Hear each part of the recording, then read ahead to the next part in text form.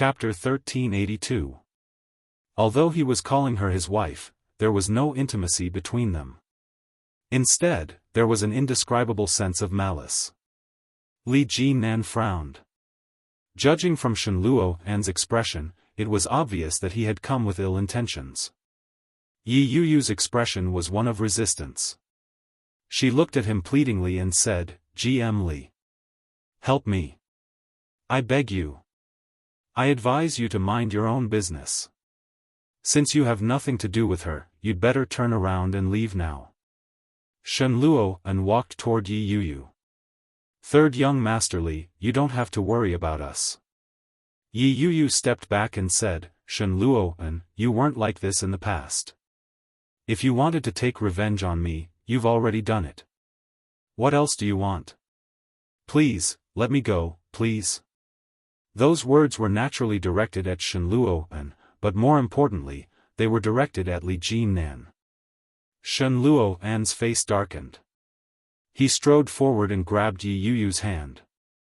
Before he could pull back, Shenluo felt a sharp pain in his arm. A hand had grabbed him. Li Jinan twisted his hand violently. Shenluo was caught off guard, and he screamed in pain. "Go!" Li Jinan shouted. Yi Yuyu didn't dare to stay any longer. She placed Li Jinan's laptop by the side of the clean flower bed and ran down the stairs like the wind. Shenluo's hand was twisted, and his face was a little pale from the pain. He frowned and sneered, "Li Jinan, since you are not her lover, aren't you being too diligent in meddling in the family affairs of a married couple?" Li Jinan looked at Shenluo. Li Jinan's face darkened. In a low voice, he said, "Miss Yi is my employee. In my company, I have to be responsible for her safety." He turned his head and saw that Yi Yuyu had already walked far away. Only then did he release Shenluo. He turned around to pick up the laptop by the side of the flower bed. Even after the confrontation with Shenluo, Li Jinan didn't show any signs of fatigue. His face wasn't red, and he wasn't out of breath. In contrast, Shenluo looked a little worse for wear. It was no wonder that Yi Yuyu would fall for such a man. But, how could that be? Even if they said that there was nothing between them now, what about in the future? At the thought that Yi Yuyu could accuse him of being a cuckold at any time, Shenluo's heart felt as if it had been stuffed with a ball of cotton. He couldn't move it up or down. It was extremely uncomfortable. Shenluo looked at Li Jinan's back as he prepared to leave. He raised his leg and kicked him hard in the back. Li Jinan never expected Shenluo to launch such a sudden attack. Caught off guard, he fell straight down. As a soldier, Li Jinan subconsciously adopted a defensive posture. A 1.9-meter-tall man rolling down a flight of stairs that was more than 10 stories high was no laughing matter. Li Jinan fell to the ground and gritted his teeth in pain. His face and body were burning with pain. He looked up and saw Shenluo walking down with his laptop. He smashed it viciously at Li Jinan and said, "B*****. Serves you right." In the time it took Shenluo to walk down, Li Jinan had already recovered. He leaped up and caught Shenluo on the ground. Shenluo didn't expect this guy to be so tenacious. He was surprised, but he laughed and said, "I really underestimated you." Chapter 1383. What happened? The building security guard finally ran out. When he saw the scratches on Li Jinan's face, his heart skipped a beat. "GM Li, this," Li Jinan only glanced at him with a dark expression. He ignored him and said, "You underestimate a lot of things." He turned to look at the computer on the floor. The metal body of the computer was already a little twisted. It wasn't hard to imagine what the screen inside looked like. Liquid flowed down from his forehead, and Li Jinan's vision was quickly obscured. He wiped it with his hand and said, "How long do you think I'll be locked up for intentional assault and damage to personal property?" Shen Luo and made up his mind and laughed coldly. You dare to send me to the police station? See if I dare. Li Jinan pressed him down and turned to the security guard. Get me a rope. The security guard felt guilty and quickly did as he was told. The police station was right next to the building. Li Jinan opened the door with familiarity and walked in. Very quickly, the police inside looked over. One of the young police officers who looked a little too robust saw Li Jinan and quickly ran up to him. As soon as he walked in, he saw Li Jinan's appearance. He gasped and asked, "Third brother, did this guy do this?" The scratches on Li Jinan's body weren't serious, but they looked hideous. The police officer's heart ached for him and said, "Aya, such a handsome face. How can you be disfigured? Come over here and let me help you apply some medicine. Sun Yi, come and detain this guy." Coming. Li Jinan shook his head and waved his hand. There's no need. This kind of injury was nothing to Li Jinan. It was just a superficial scratch. You damaged personal property, and you even ambushed me and kicked me down the stairs. I'm afraid the computer can't be used anymore. You decide what to do. Li Jinan released him and touched his face. There wasn't any blood, but it hurt a little. Under such circumstances, his image wasn't going to be any better. All right. Leave it to me. Come, third brother, let me apply some medicine for you. Mo Yuanshan pulled Li Jinan and asked, "Who is this guy to do this? Is he tired of living?" "He's from the capital. His surname is Shen." "Oh."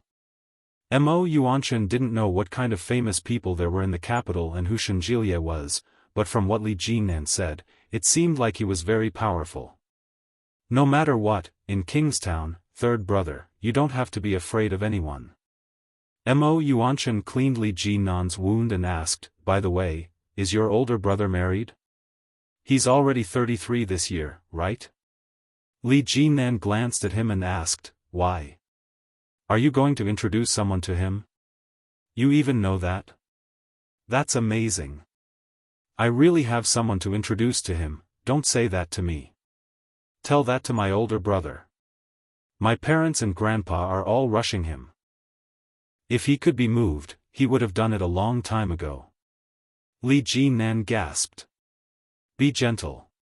Hey, what about you? I'm getting married next month. You have to come. You're already 29. You're not young anymore. It's time for you to find a girlfriend. I have a..." "Stop, don't talk. Can you apply the ointment quietly? If not, I'll go home and do it myself." Mo Yuanshan immediately shut up and quietly applied the ointment. After 10 seconds of silence, he spoke again. "What's going on between you and that Shen Jie? Is he looking for trouble with you?" Chapter 1384. Furthermore, he hadn't had much contact with Yi Yuyu recently. Even when Yi Yuyu had been hospitalized for a month, Li Jinan had only visited her twice to avoid arousing suspicion. That night was Yi Yuyu's first time, and it was also his first time. Li Jinan had never tasted a woman before, but that night wasn't bad. Originally, he had thought that he would be responsible for Yi Yuyu. Regardless of whether it was a scheme or an accident, it was still a one-night stand. He would accept it. Who knew that she was already married? Based on Li Jinan's upbringing, he wouldn't get involved with a married woman. However, perhaps all men had a strange deep-rooted bad habit. A woman that he had slept with, regardless of whether he liked her or not, would always leave a deep impression. Therefore, while Li Jinan avoided arousing suspicion in his personal life, he would intentionally or unintentionally take care of her at work. Could it be that he was taking care of her too much? Was that why she had attracted her husband's attention and taken such extreme measures? Li Jinan guessed in his heart and was slightly distracted. Mo Yuanshan called out, "Third brother?" "Yes?" Li Jinan looked at Mo Yuanshan. "Is it done?" Yes. That guy's confession is out. He said that you seduced his wife. Mo Yuanshan looked at the confession and laughed out loud. This guy must be crazy. Can't he come up with a better excuse? Third brother, don't worry. Leave this matter to me. It's a small matter. When Li Jinan heard that, he became more and more annoyed. He stood up and said, "Fine. You settle it. I'm leaving." "All right. Be careful." Li Jinan walked out of the police station and returned to the company's garage to retrieve his car. His heart was filled with displeasure. Li Jinan lit a cigarette and started smoking. He looked at the broken computer in his hand and felt a headache coming on. He dialed Luo Zhan's number and started the car. When he arrived at Luo Zhan's house, he seemed to be extremely busy. The smart door opened. When Li Jinan entered, he saw Luo Zhan's fingers flying across the keyboard. Luo Zhan turned his head and saw Li Jinan's bandaged face. His eyelids twitched. F***ck, third brother, were you in a fight? Li Jinan wasn't in the mood to explain. He said, "Help me export the documents. I need them tomorrow." "That's it?" Luo Zhan was speechless. "Your second brother also knows how to do it. You should ask your second brother." "Looking for my second brother? How am I supposed to explain my face? What if the children saw it? If my sister-in-law saw this, wouldn't she tell grandpa and my parents?" Li Jinan was a little annoyed. "You're still the most reliable. Even if I suddenly come to your house, you're not afraid of bumping into a woman." Luo Zhan was Luo Zhan after all. He pursed his lips and honestly found a USB flash drive to direct it to him. He took out a pack of cigarettes and lit another one. "Brother Luo, you've had a girlfriend before. Why do you think a woman would reject her husband?"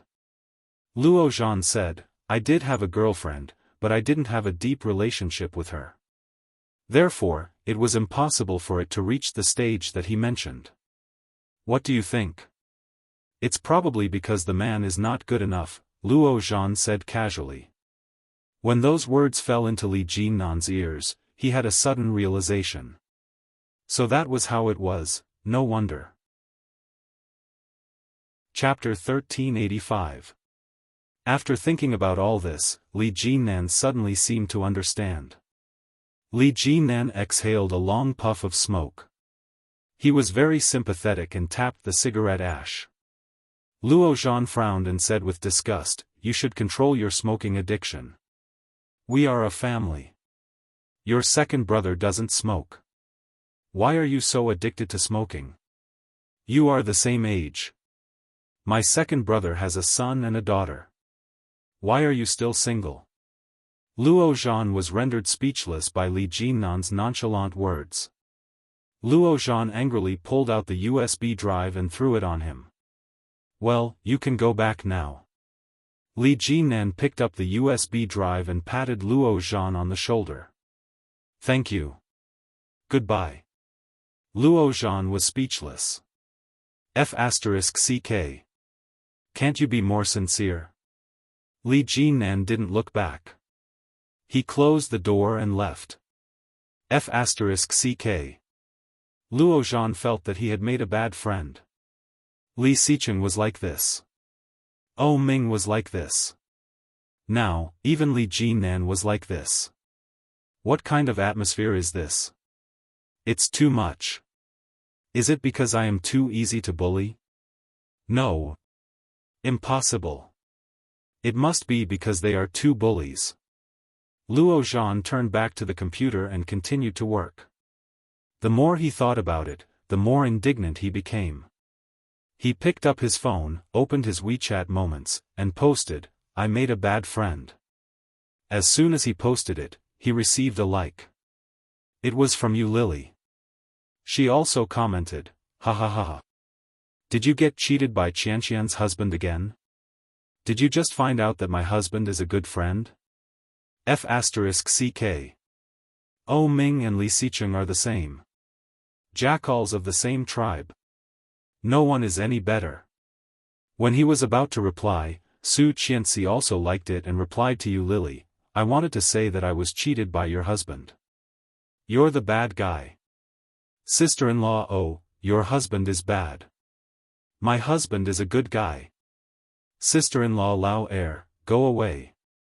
My husband is at home. He didn't do anything. Don't wrongly accuse him. Sister-in-law, oh, my husband is also in the capital. He didn't do anything. Who is it? Su Qianxi and Yu Lily stopped arguing and replied to Luo Zhan in unison, who is it? Luo Zhan was still watching with great interest, but all of a sudden, the spearhead turned to him, and he began to panic.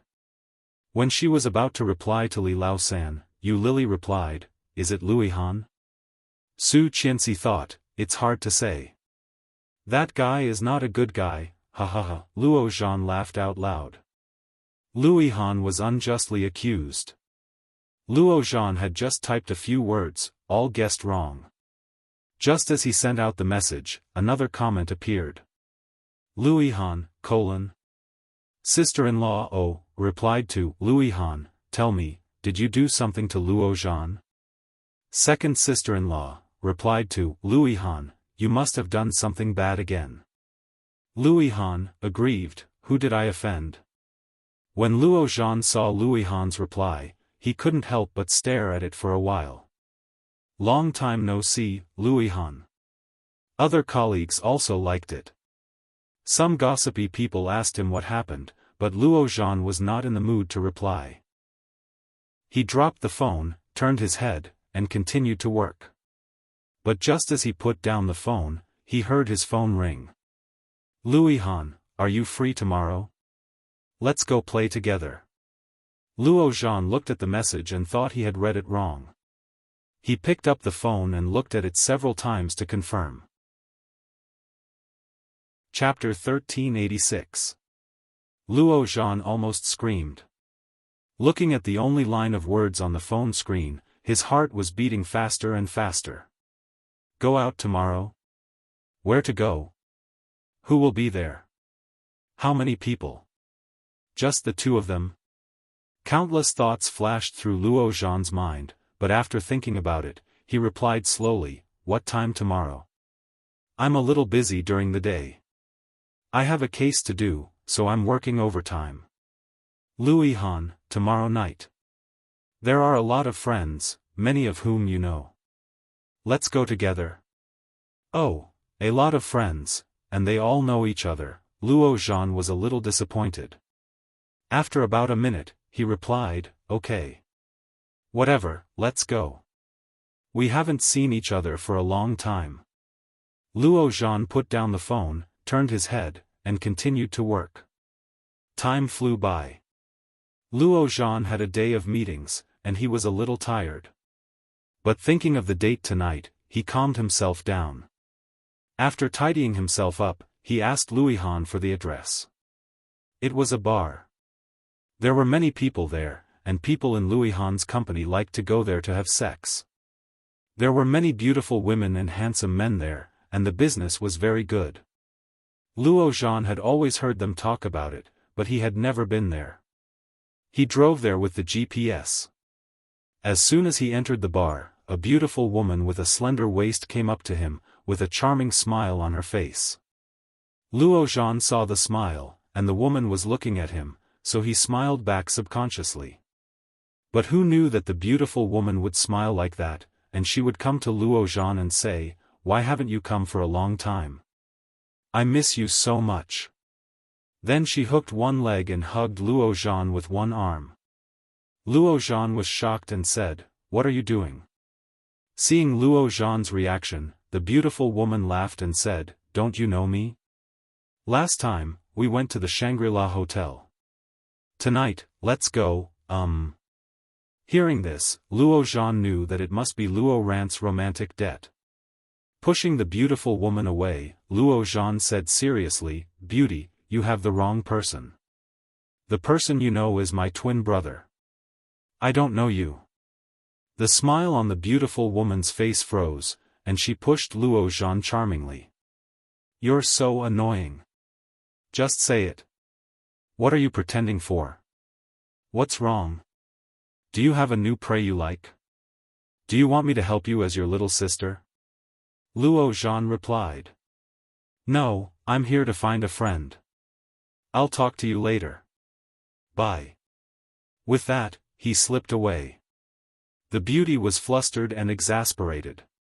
Damn you, stinky man. You don't want me anymore after just one time?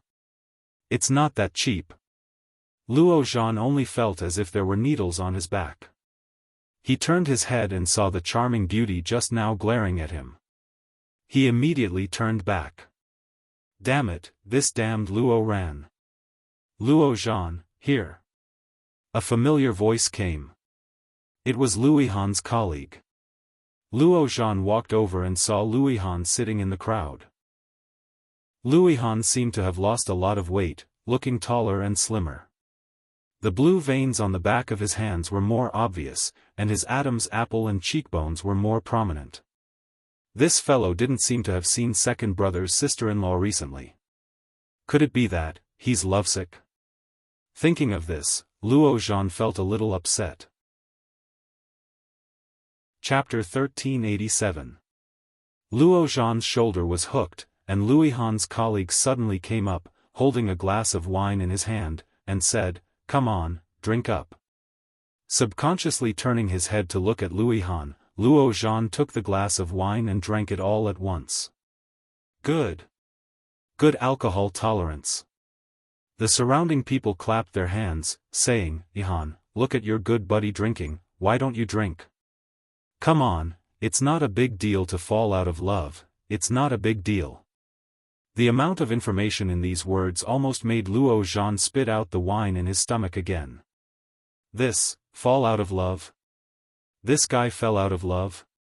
Got dumped? How could it be? Yes, don't you know?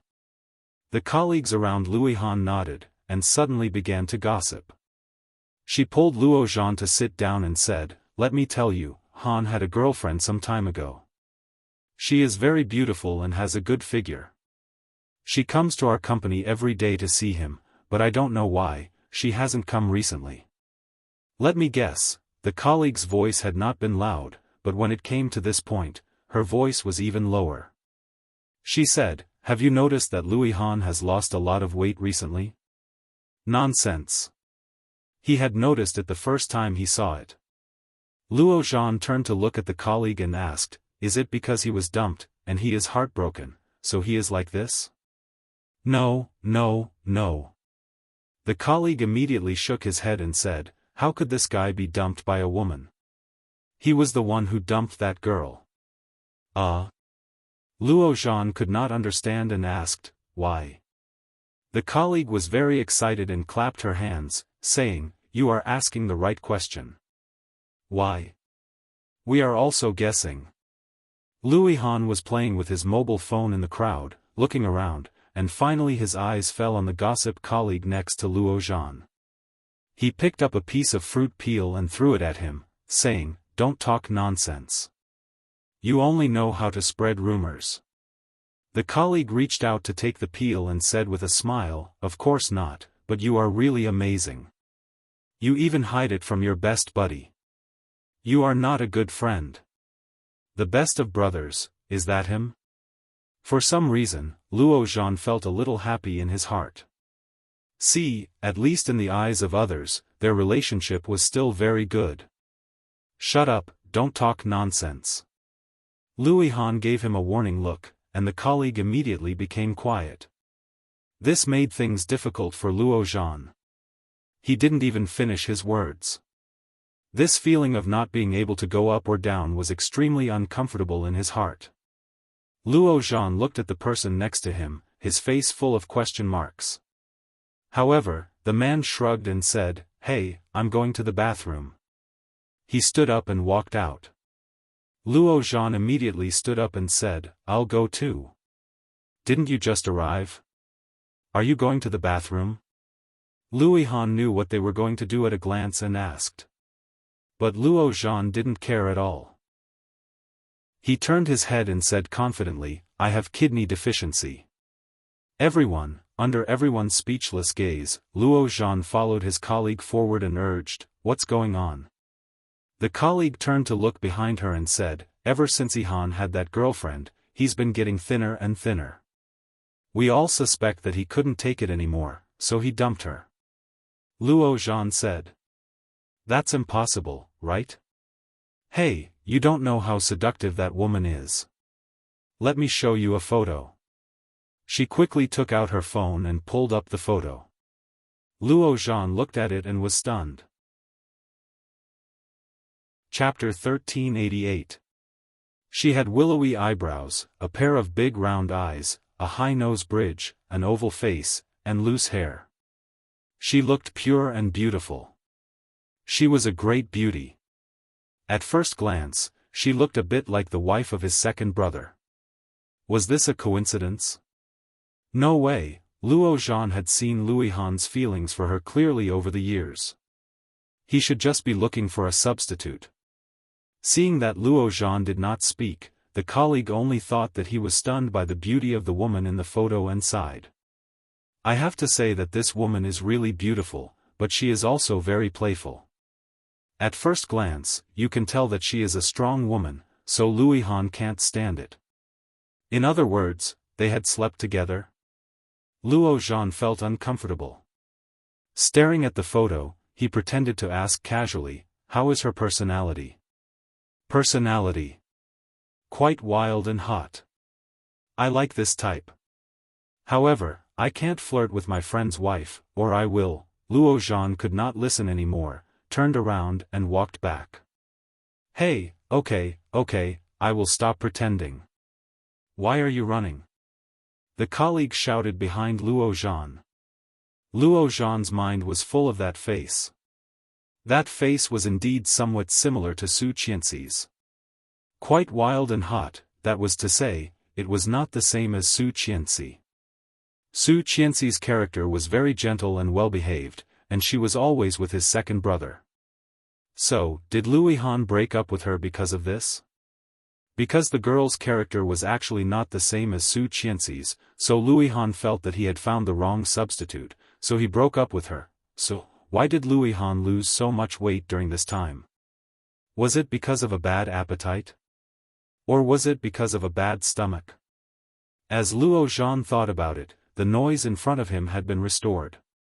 Looking at the red lights and green wine in front of him, the hot women coming and going, and the frivolous playboys, Luo Zhan found that he was deceiving himself. This was the world. Lu Yihan was already an adult man. He had his own life and his own choices. Even if he really slept with that woman, so what? Anyway, it was impossible between the two of them. Luo Zhan was well aware of this, but when he thought of this, his heart became more and more uncomfortable. Sighing heavily, Luo Zhan closed his eyes and murmured, Luo Zhan, wake up. You are a man. He opened his eyes and walked forward. Compared to just now, Luo Zhan was much more enthusiastic.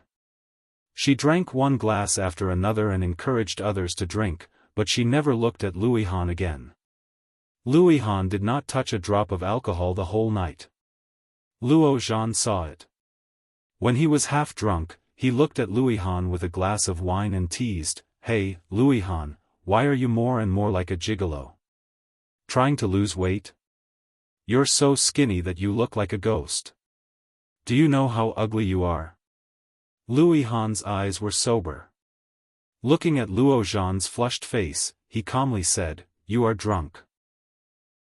When Luo Zhan heard that, he smiled and ignored him. He held the wine glass and drank it again.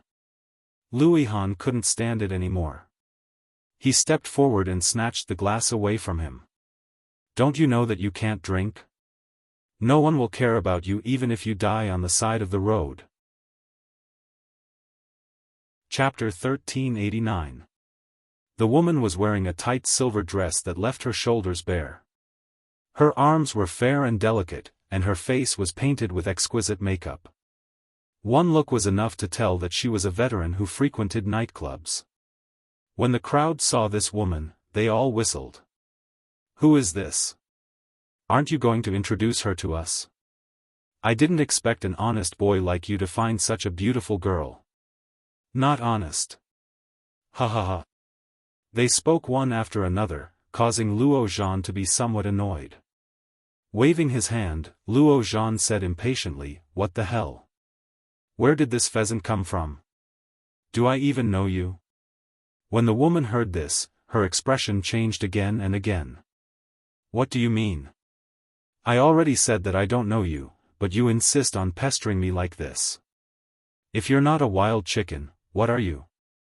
Luo Zhan's tone was obviously very bad. Hey, how can you treat a beauty like this? You'll be punished by heaven if you do this." Some people around had already begun to feel pity for him. They looked at Luo Zhan reproachfully and said, "Beauty, this boy is drunk. Don't lower yourself to his level." But before he finished speaking, the man looked behind her with his eyes wide open. Not only him, but even the people around him all looked behind the woman. Behind the woman, more than a dozen tall and powerful men had already walked out, all wearing tight t-shirts. They all stood behind the woman, looking at the men in front of them with unfriendly expressions. The beauty sneered, looked at Luo Zhan, and said, "If you have the guts, say what you just said again." Luo Zhan's back was facing them, so he naturally did not see their current situation. But when he saw the situation of his companions, he subconsciously turned around as well. With one glance, Luo Zhan was dumbfounded. He was simply in a bad mood, so he wanted to vent. What was going on now? Luo Zhan felt a little flustered and said, "What do you want?" The woman was very satisfied with Luo Zhan's expression. She turned to look at the tallest man in the crowd and said, "Brother, you heard that? This guy didn't pay me, and he even King called me a wild chicken. Help me teach him a lesson." Luo Zhan was a homebody, a well-deserved homebody. He was the kind of otaku with disheveled hair and a dirty face who had cancer of laziness. His muscles had already turned into fat. Seeing this, Luo Zhan's eyes widened. He looked at the group of people behind him and said, "There must be some misunderstanding. To be honest, I have schizophrenia. Just now, it was my other personality that spoke." The beauty in the lead sneered and said, "Then your personality switch is quite free. Big brother, beat him up." The beautiful woman waved her hand, and the muscular men behind her stepped forward. One by one, they flexed their muscles and quickly surrounded her. Luo Zhan sat where he was and suddenly sneered. He looked at them with a very calm expression and said, "Are you sure you want to do this? I'm warning you, you'll regret it. My big brother is around here. If he finds out that you bullied me, you'll die a horrible death." Hearing this, those people all laughed. The leader raised his leg and stepped on the table in front of Luo Zhan. He said, "Is that so? What's your brother's name?" Chapter 1390. Everyone was listening attentively. Seeing Luo Zhan's serious look, they thought he really had something up his sleeve. But when they heard the roar, everyone immediately understood. They had been tricked. The muscular man was suddenly pushed down and fell to the ground in an instant, appearing to be in a somewhat sorry state. At the same time, those who had been sitting down suddenly got up and dispersed. The muscular man who had been pushed down was furious and roared, "Stop!" His strong arm grabbed at Luo Zhan's leg. Luo Zhan lost his balance and fell forward. But the pain he had imagined didn't come. Instead, he fell into a soft and pungent embrace. Luo Zhan's lips kissed the breasts of the beautiful woman. The soft and fragrant touch would have made any man's heart flutter. But Luo Zhan wasn't an ordinary man. Such a touch that would make ordinary people feel good and happy was no different from a wild beast to Luo Zhan. Eyes wide, Luo Zhan subconsciously used his hands to prop himself up. But who knew that the beautiful woman would hug him and twist her body? She said, "Why didn't you do this earlier? What are you pretending for? We had a good time last time, didn't we? As she spoke, the beautiful woman's mouth moved closer and asked, You don't have a girlfriend yet, do you? Luo Zhan's eyes widened. He suddenly felt goosebumps all over his body. This woman was obviously a slut. Not only had she slept with Luo Ran, but now she wanted to sleep with Luo Ran's younger twin brother? Pfft! How could the two good children of the Luo family be tainted by such a slut? Luo Zhan turned his head in resistance and pushed the beautiful woman away. But this action made the beautiful woman, who had just calmed down, angry again. She shouted, Beat him up. The surrounding people rushed forward and surrounded Luo Zhan. The people just now had already run far away. Fortunately, they didn't chase after them. The target of that group was Luo Zhan. Hey, we just left Luo Zhan behind like this. Isn't that bad? No, that woman is obviously interested in Luo Zhan. Maybe she wants to develop a relationship with him. But Luo Zhan doesn't seem to like that woman. Will he really develop a relationship with her? Besides, Luo Zhan's words were so harsh just now. It's really easy to get beaten up. Shall we go back and have a look? The sounds of discussion could be heard. Luihan panted and stopped. He looked at his friends and said, I'll go back and check. If I don't come back in 5 minutes, call the police and come back together. Do you understand? It's okay, I guess. Luo Zhan is very clever. I think so too, and that woman probably can't bear to do anything to Luo Zhan. At most, she will drag him to get a room, ha ha ha. When Luihan heard that, he suddenly felt a little guilty. Would Luo Zhan accept a woman? No, probably not. This guy wasn't the kind of person who was half-hearted, and it was even more impossible for him to be bisexual. Moreover, this fellow's mouth was so despicable. He might really get beaten up, Luihan thought, quickened his pace, and ran back to the bar. The bar was getting closer and closer. Luihan ran in and saw the crowd. Dash. Chapter 1391. There was a lot of discussion in the crowd. Luihan was shocked and rushed in at the first time. When he saw Luo Zhan, his face was already bruised and held by 2 people. Many people were looking at this side, but no one came forward. Damn! Luihan only felt a rush of blood to the top of his head. Luo Zhan. Luo Zhan looked up a little awkwardly. His lips were bruised and swollen. Seeing Luihan's livid face, he actually felt a little happy. Resisting the pain on his face, Luo Zhan twitched the corner of his mouth and said with a slightly teasing look, What are you doing? Haven't you seen someone get beaten before? This look, it was like when they were still living together. Every time he cooked, he would solemnly vow, Today, I must let you taste what is called the Manchu Han Imperial Feast. But every time, it ended in failure. Every time, he would look unrepentant and loudly say, What are you doing? Haven't you seen a chef fail before? Memories came to him all at once. After all, they were friends for many years. Luihan's heart seemed to be blocked. His masseter muscles tightened, and he rushed forward to pull the man who was holding Luo Zhan. There was a commotion around. All of them were people who were not afraid of getting into trouble. Some people even whistled to add to the fun. No one had the slightest intention to intervene. Luihan's skills were not bad, but he was just an IT man. In terms of physical strength and skills, how could he compare with those people who had been in the underworld for a long time? For a time, it was a hard fight. But Luihan only hit a few times, and the situation was one-sided. Idiot. Luo Zhan really wanted to take him to see what a pig's brain looked like. In this case, couldn't it be over directly to the police? How could these thin arms and legs be the opponents of this group of muscular men? Just when Luo Zhan thought that he was going to be crippled here today, the crowd suddenly quieted down. Don't move. Police. Although at the beginning, the person who fell in the bar was Luo Zhan, but later, compared to Luo Han, Luo Zhan's injury seemed to be much lighter. The two were sent to the hospital by their colleagues.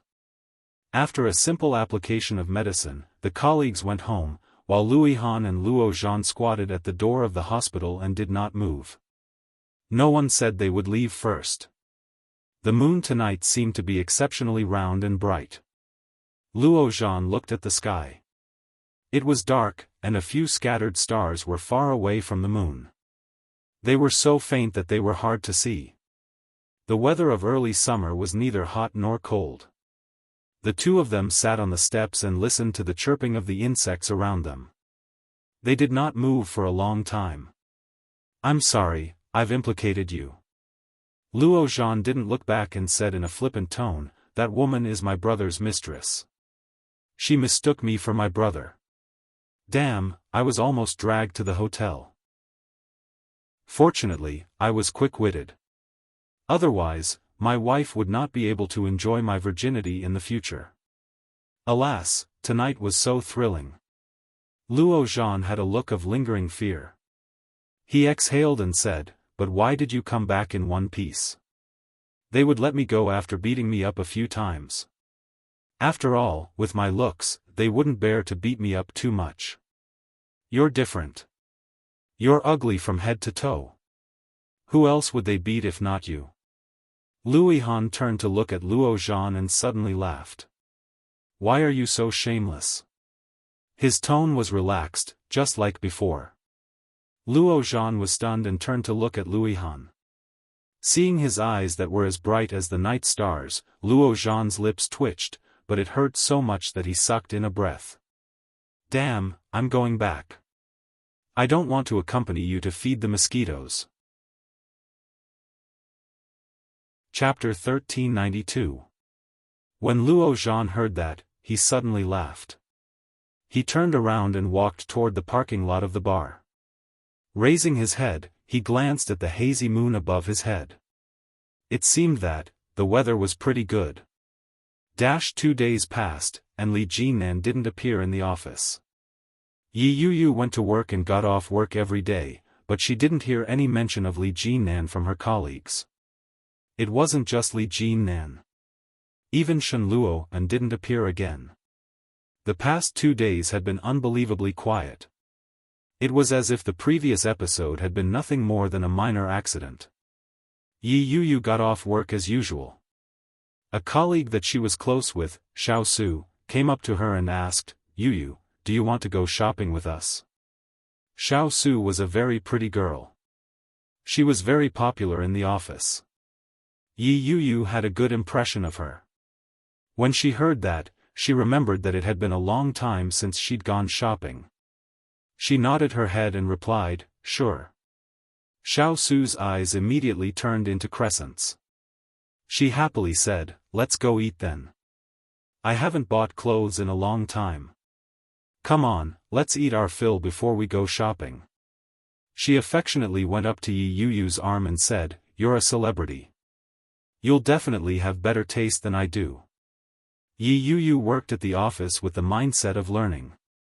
Everyone in the office was aware of Yi Yuyu's identity as an artist.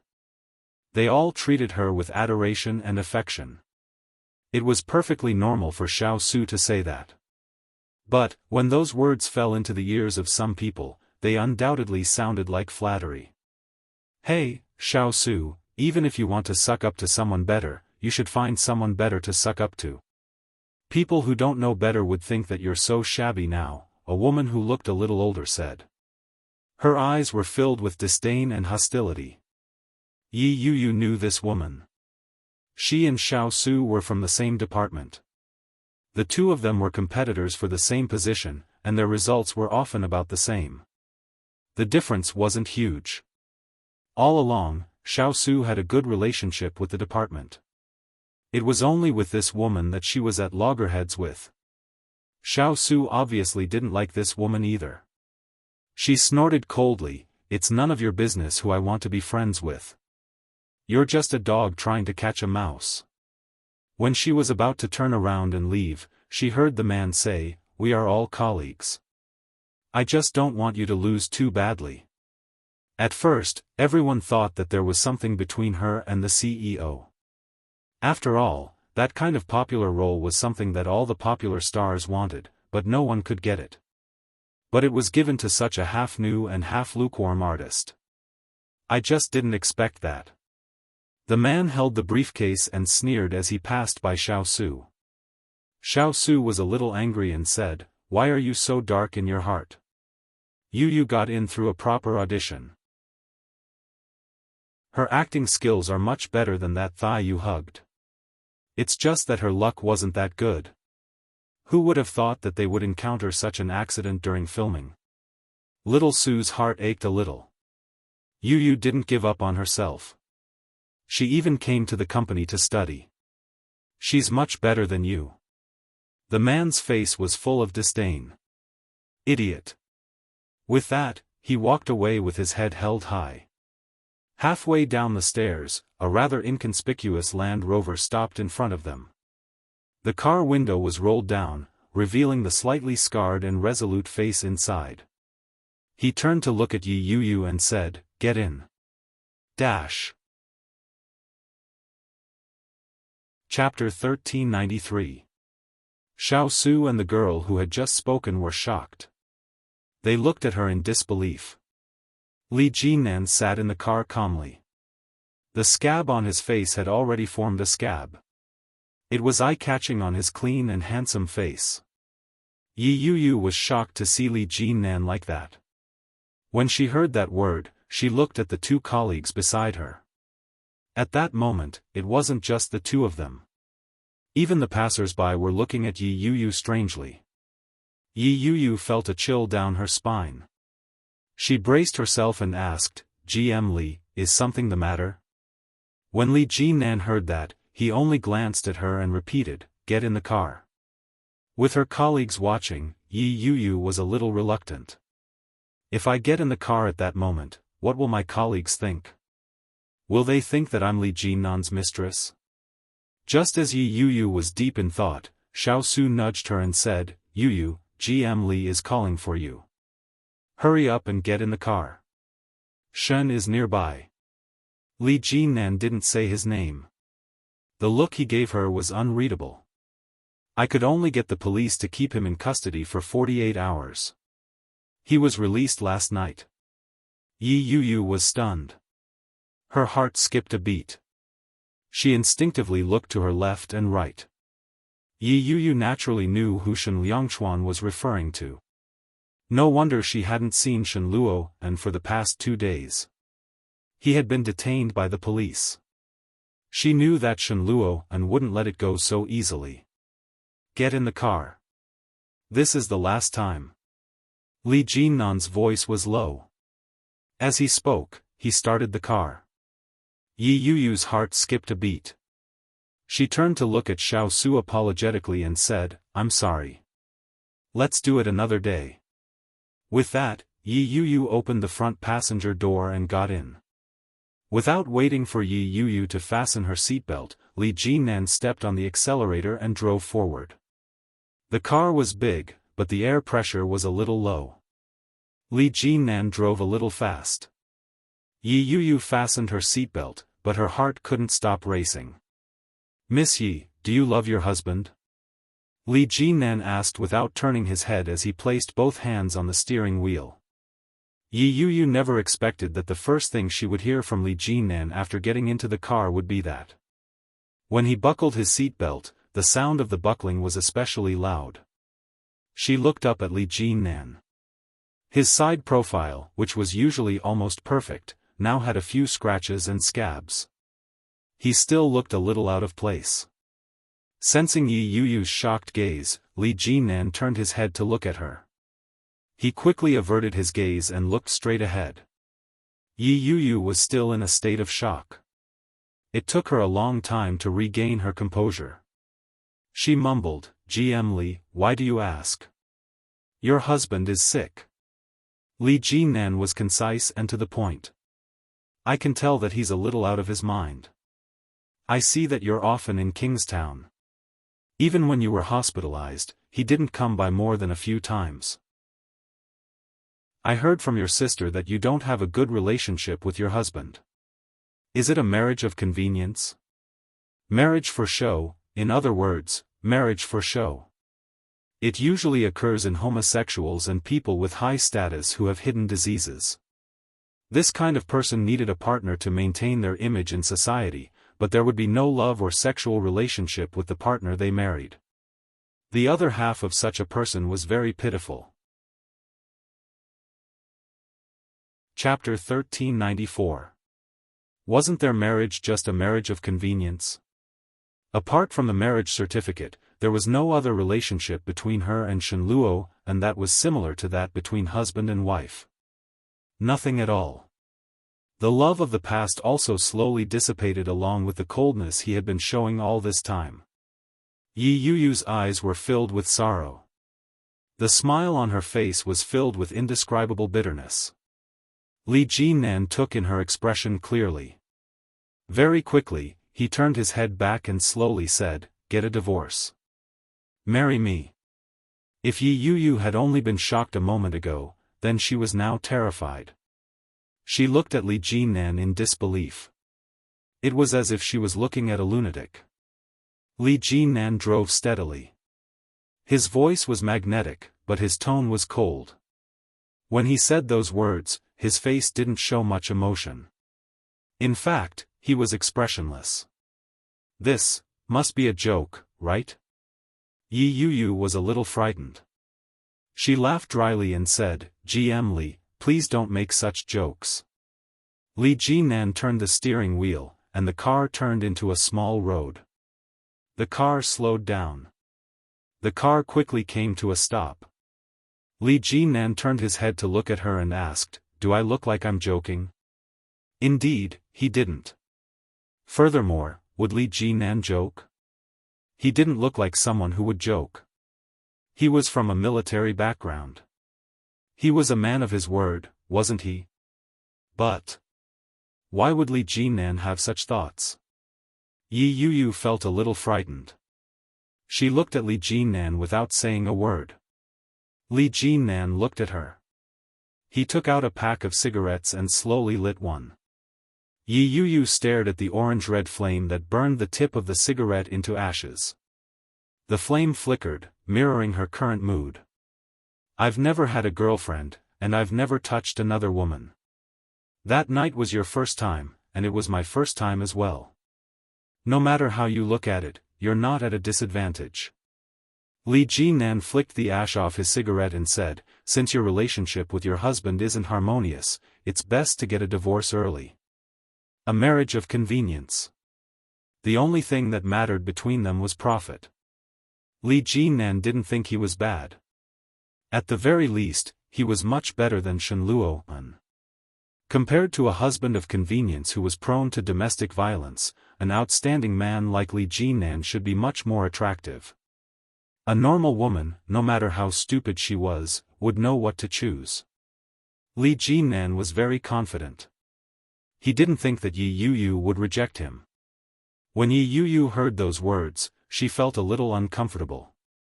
Because it was her first time, and because she had never had sex with Shenluo, and before, he felt that she was acceptable, so he felt that he could marry her. Was that what he meant? Anne. Would it be Li Jinan's first time? Li Jinan was only 1 year younger than Shenluo. He was already 29 years old. Such a man still had his first time, and it was with her? Yi Yuyu found it hard to believe. "GM Li, I'm married. With your status and background, you can go find young and beautiful girls who haven't been married before." She couldn't understand what he was thinking. She continued, "If you feel that you need to be responsible for me because it's my first time, GM Li, I can tell you very clearly that there's no need." Chapter 1395. Equality? Yi Yuyu stared at the side of his face in a daze. The wind from the window was rather strong. Li Jinan's eyes were squinted by the wind. He turned his head to look at Yi Yuyu. His red lips parted slightly as he continued, "Now that things have already happened, I think Miss Yi is very suitable." Very suitable? Does that mean they are very compatible in bed? She laughed and said, GM Lee, I've been married before. That's already unfair to you. Furthermore, I don't think we're suitable for each other. Your status is too high, and your net worth is too high. I can't match up to you. Besides, it's not up to me to decide whether or not we get a divorce. Wasn't it up to her to decide whether to divorce or not? Li Jinan raised his eyebrows slightly, but in his heart, he felt that it was only natural. After all, wouldn't a marriage of convenience be formed only after reaching an agreement of benefits? He looked at her and asked, Are you saying that as long as Shen Luo agrees to the divorce, you'll be with me? When Yi Yu heard that, she looked at him as if he was a lunatic. He had originally thought that this fellow was quite normal and decent. Why was his way of thinking so deviant? He was as difficult to communicate with as Shen Luo. She didn't want to pay any more attention to the man. She reached out to open the car door and said, Thank you for bringing me here. I can go back on my own. As she spoke, she had no intention of stopping. Yi Yu quickly got out of the car, slammed the door shut, and turned to leave. Li Jinan turned his head to look. The wind outside was very strong. Yi Yu's dress clung tightly to her body, making her look especially thin and frail. Just now, she had tacitly agreed, right? Li Jinan put out the cigarette and looked at himself in the rearview mirror. He raised his eyebrows slightly. Yi Yu was a good woman. Since Shen Luo couldn't give her happiness, he would. Yi Yu hailed a taxi. When she got in, Li Jinan's rebellious words kept replaying in her mind.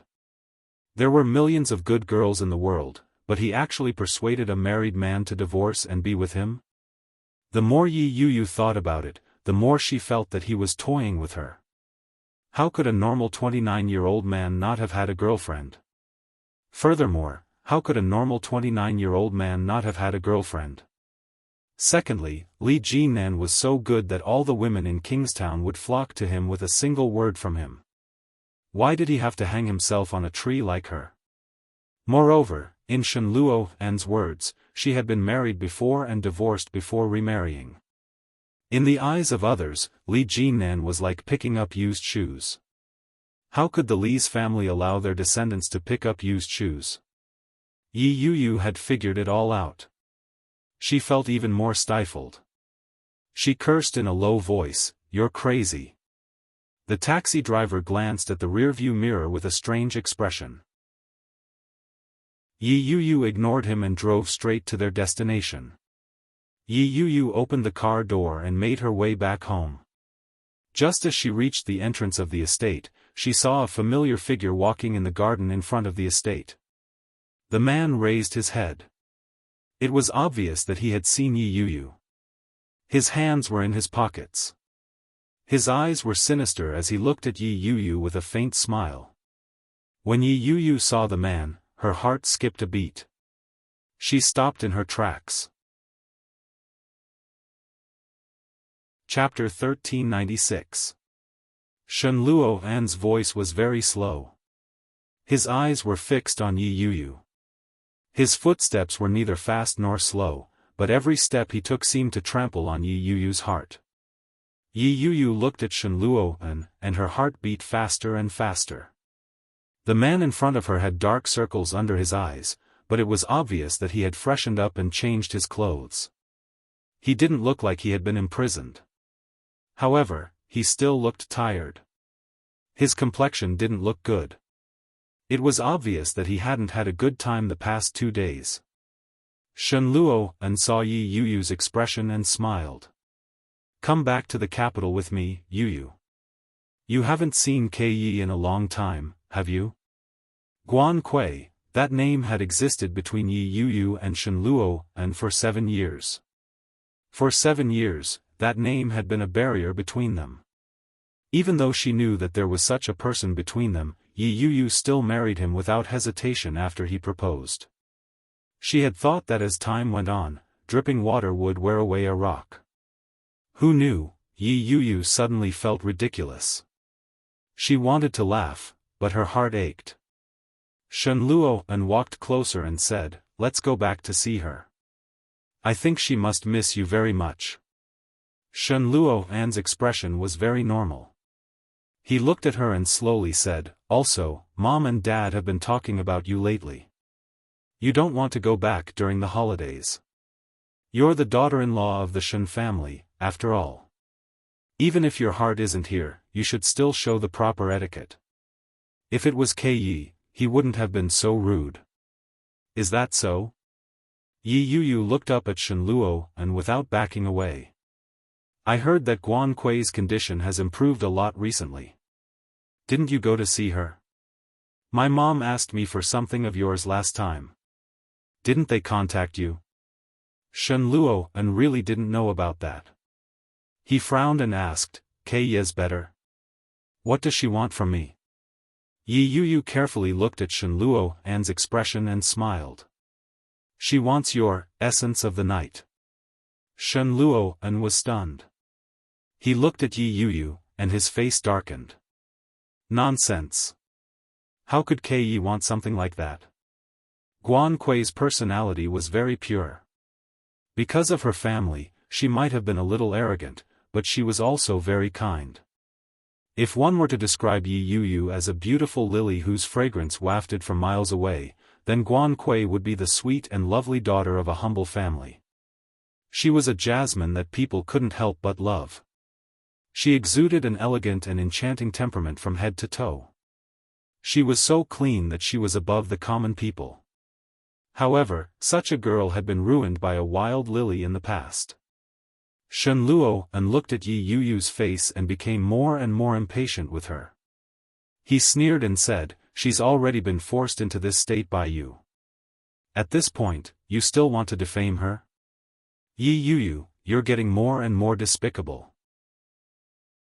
Every word that came out of Shen Luo's mouth was like a venomous dart. Not a single one missed, and every one of his moves was deadly. It was always like that. Guan Kui was beautiful, but she was evil. Her family, her lover, and no one believed her. Yi Yuyu looked at Shen Luo and chuckled. She averted her eyes and said, "It's up to you whether you believe me or not. I've already conveyed my message. Since Guan Kui has regained consciousness, she probably needs you the most. It's a pity that I've been busy with work lately, so I won't be going back with you to see her. You can go by yourself." Chapter 1397. You're feeling guilty, aren't you? Shen Luo was already standing in front of Yi Yuyu. The distance between them was only a step. Are you afraid that you'll feel guilty when you see her? Shen Luo's eyes were burning. He looked at Yi Yuyu with a hint of anticipation. When he realized what he was feeling, Shen Luo was stunned. What was I anticipating? Hoping that this woman would repent, hoping that this woman would feel guilty? Shen Luo laughed at the thought. It wasn't clear whether he was saying it for Yi Yuyu or himself. Shen Luo muttered, "How is that possible? If I felt guilty, you would have felt guilty a long time ago." Yi Yuyu's gaze was calm as she replied, "I've said it before. It wasn't me. I won't admit to anything that wasn't done by me. I said the same thing back then, and I still say the same thing now." The anticipation in Shen Luo's heart completely dissipated. His gaze returned to coldness. With both hands in his pockets, he asked, "Aren't you going to invite me to your house?" "I'm sorry. I'm not interested." Yi Yuyu walked around him and prepared to leave. Before she could take a step forward, he grabbed her arm. Shen Luo stared at her. His gaze was malicious, and his grip was strong. He said, "But I'm very interested. We've been married for more than half a year, and we haven't slept together. You're still a virgin, aren't you? I'd like to verify it myself." When Yi Yuyu heard that, her breathing quickened. An indescribable emotion suddenly expanded in her heart and exploded. She waved her hand violently in an attempt to shove his hand away, but all she got was a heart-wrenching pain. What? You don't dare? The suspicion that Shen Luo and had been harboring for a long time was confirmed. Yi Yuyu, did you cheat on me? It sounded like a question, but there was no doubt in his tone. Yi Yuyu's heart skipped a beat. Her face turned red. She gritted her teeth and yelled, "What are you doing? Let go of me." Shen Luo's masseter muscles tightened, and he tightened his grip on her hand. Yi Yuyu screamed and yelled, "Help! Let go of me." The commotion between Yi Yuyu and Shen Luo was very eye-catching at the entrance of the neighborhood. At that moment, Yi Yuyu's screams attracted the attention of many of the residents. The two burly men who lived in the neighborhood had just parked their car. When they heard Yi Yuyu's shout, they immediately looked over.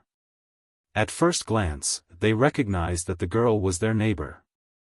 The two of them rushed over and shouted, "What are you doing? Let go!" Shen Luo's heart sank. He loosened his grip and said, "I'm her husband." "No." She thanked the two burly men and ran toward the lobby of the neighborhood. "You're right," Yi Yuyu said quickly after her hand was released from her grip. The two men didn't know Shen Luo and had never seen him before. When they saw that Yi Yuyu didn't have a strong reaction, they didn't meddle. However, Shen Luo didn't know which block, which floor, and which room Yi Yuyu lived in. Now that she had run away, he couldn't find her again. Shen Luo was so angry that he gritted his teeth. But soon, he calmed down and breathed a sigh of relief. He muttered, "Shen Luo, calm down. Wait a minute, Shenjilia seems to be very familiar with that woman's sister. Furthermore, he was a frequent visitor to Kingstown. He should know which building and which room Yi Yuyu was staying in." Shen Luo thought for a moment and picked up his phone to call Shenjilia.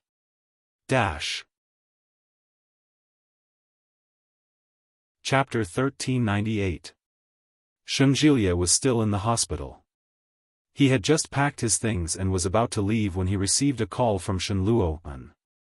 Luo Ran had just picked up his car keys when he saw Shenjilia pick up the phone. He whistled and asked, "A date with a pretty lady?" "It's my brother." Shenjilia picked up the phone and picked up his backpack. "Hello? Xiaolai, are you close to Yi Qianqian?" Shenjilia was surprised to hear Yi Qianqian's name from Shen Luo's mouth. As he walked, he asked, "What's wrong? How do you know Yi Qianqian? I need to talk to her about something. Do you know where she lives? Give me the address." Shenjilia felt a little strange. Shen Luo has something to talk to Yi Qianqian about? Why does it sound so mysterious? Yi Qianqian hates Shen Luo. Is he going to cause trouble for Yi Qianqian? Shenjilia was silent for a moment before saying, "I have a good relationship with Qianqian, but she's always moving. I don't know where she lives now. She used to live in Jinlonggang. Do you want to go there and take a look? Building 305. Go take a look. Jinlonggang?" Shen Luo looked up at the entrance of the neighborhood. The words, "Wangjiang No. 1, came into view. "Isn't Yi Qianqian living with Yi Yuyu?" Shen Luo frowned and nodded his head. "All right. Thanks. Brother, why are you looking for her?" "It's nothing. Go on with your work." "Oh, right. Our hospital recently received a special patient. Do you know who it is?" Shenjilia walked out with Luo Ran. They were already at the elevator. "I wanted to call you to tell you, but I forgot." When Shen Luo heard that, he could vaguely guess what was going on. He asked, "Who is it?" "Guan Kui." Shenjilia entered the elevator. The signal was a little bad.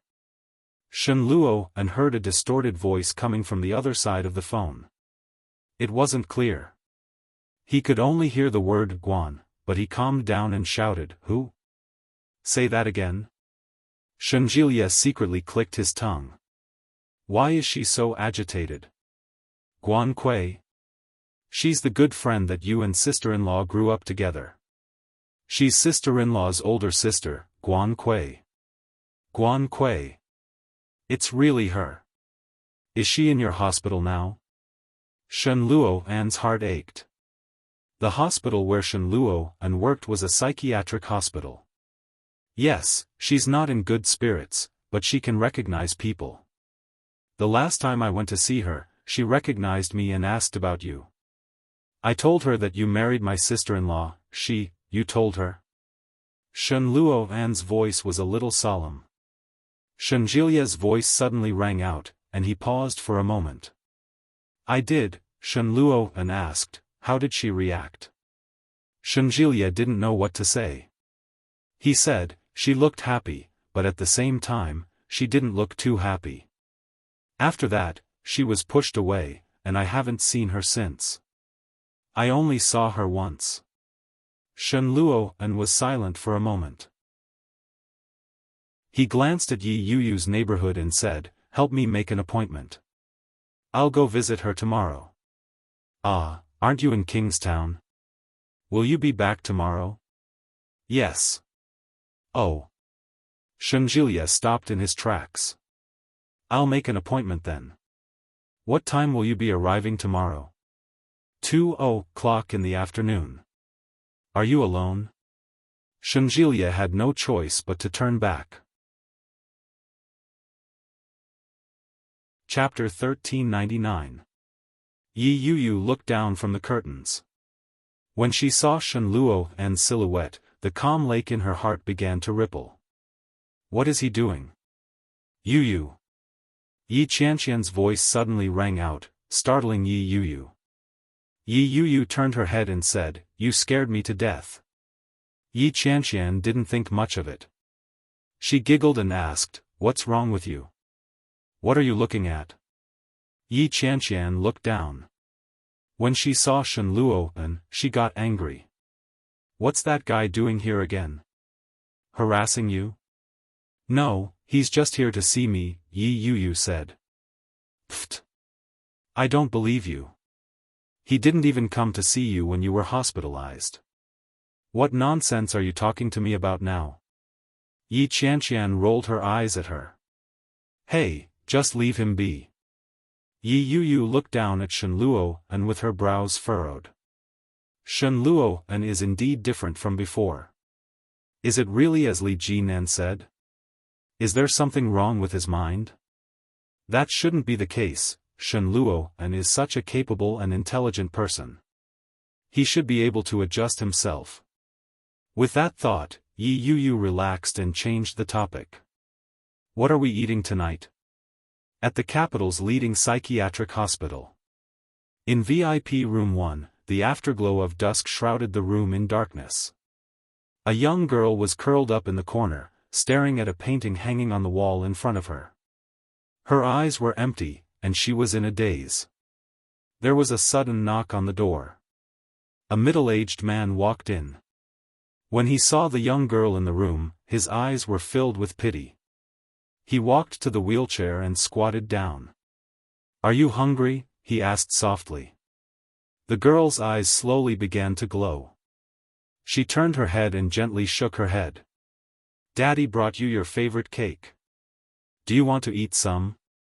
The girl shook her head again. Her face was expressionless. She turned her head and continued to stare at the painting. Have some. After you finish one, Daddy has some good news for you. Guan Yanhong coaxed his daughter and said, come and have some. Guan Kui turned her head to look at her father and gently shook her head. I'm not hungry. Her voice was hoarse. It sounded like the friction between two pieces of wood. It was unpleasant to the ears, but when Guan Yanhong heard it, it was as if he had heard the sound of nature. No matter what, you have to eat some. Do you want to see Shen Luo'an? Lo-an, those two words, which she hadn't heard in a long time, brought a spark to Guan Kui's eyes. She asked, did you tell him that I've recovered? Guan Yanhong shook his head. No, but he must have heard about it recently. He made an appointment to visit you tomorrow. Why don't you eat something first? Make him fat so that he'll like you tomorrow. There was finally some color in Guan Kui's eyes. She looked down at the cake in Guan Yanhong's hands and asked, Dad, is Shenluo unmarried? Guan Yanhong's smile froze as he looked at Guan Kui. Guan Kui's gaze was unexpectedly calm. Guan Yanhong looked at her for a long time before asking, How did you know? With Yi Yuyu, right? Guan Yanhong hesitated for a moment before nodding his head. Guan Kui lowered her head. Her lips curled into a smile. Very quickly, she burst out laughing. 7 years of nightmares, 7 years of tragedy, 7 years of hesitation, and 7 years of confusion. In those 7 years, Guan Kui hadn't thought about it for a single day. If she hadn't fallen off the cliff back then, would everything have been different? Chapter 1400. The best years of a woman's life had been wasted in vain. Her former lover had become the husband of another woman. Guan Kui's smile widened and she said, Just you wait. I'll make them pay for what they owe me. Guan Yanhong's heart ached as he looked at his daughter. All he could do was smile and bring the cake to her mouth. It was the 3rd day since Ming returned to Kingstown. Yu Lily stayed with the Shen family in the capital and saw Shen Manting every day. At first, she felt a little awkward, but after a few days together, she got used to it. Although she was used to being with the Shen family, she wasn't used to living alone in the capital. Yu Lily lay on the bed with her phone in her hand and sent Ming an emoji. Yuli, hubby, squinting smile, Yuli, moi, Yuli, Rose, Ming, Yuli, squinting smile, what are you doing? Ming, no one is doing it when you're not here, Yuli, Yuli, how can you be so perverted? Ming, no one is perverted when you're not here, Yuli, then I'll sneak back to Kingstown, okay? What are you doing? Ming, okay. I'm working. The photo was of a computer desktop with a large stack of documents.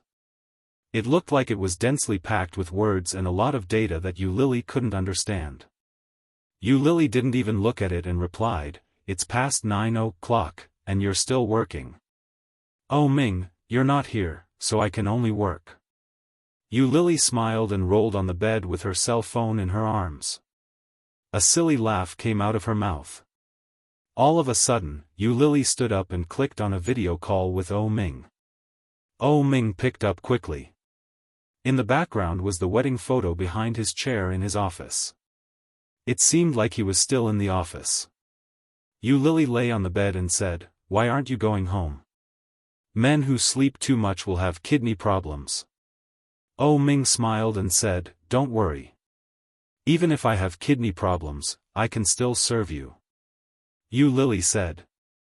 You're always talking dirty. I miss you. Ming suddenly changed the topic. He pursed his lips and looked a little aggrieved. Hey, why don't I go to the capital tomorrow to look for you? This kind of life is too hard. I want to, but Grandma and Dad both said that we can't meet. Aren't we meeting now? Ming chuckled. You don't have to listen to those old antiques. It's not the same, Yu Lily said. Not seeing each other is probably to increase the mystery.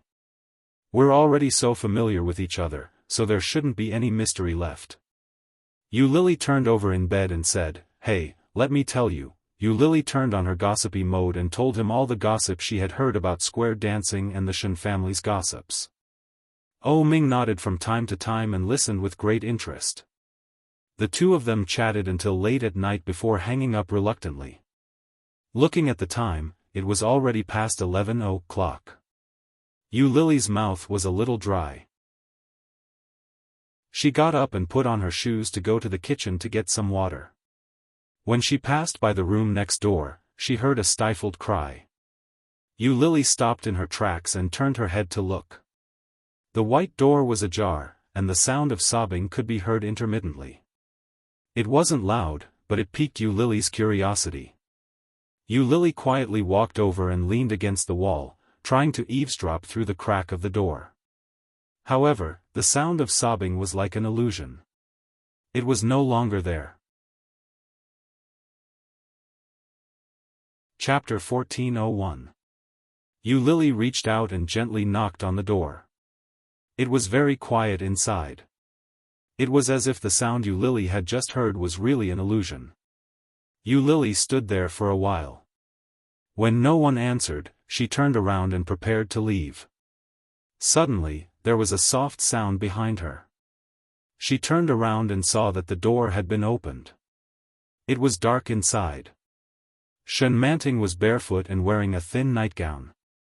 Her eyes were a little red, and she looked like she had just woken up. Seeing that it was Yu Lily, Shen Manting paused and asked, "What's the matter?" Yu Lily stood at the door and felt a little awkward when she heard that. She shook her head and said, "Nothing. I just heard some sounds and felt that you didn't seem very happy, so I came to take a look."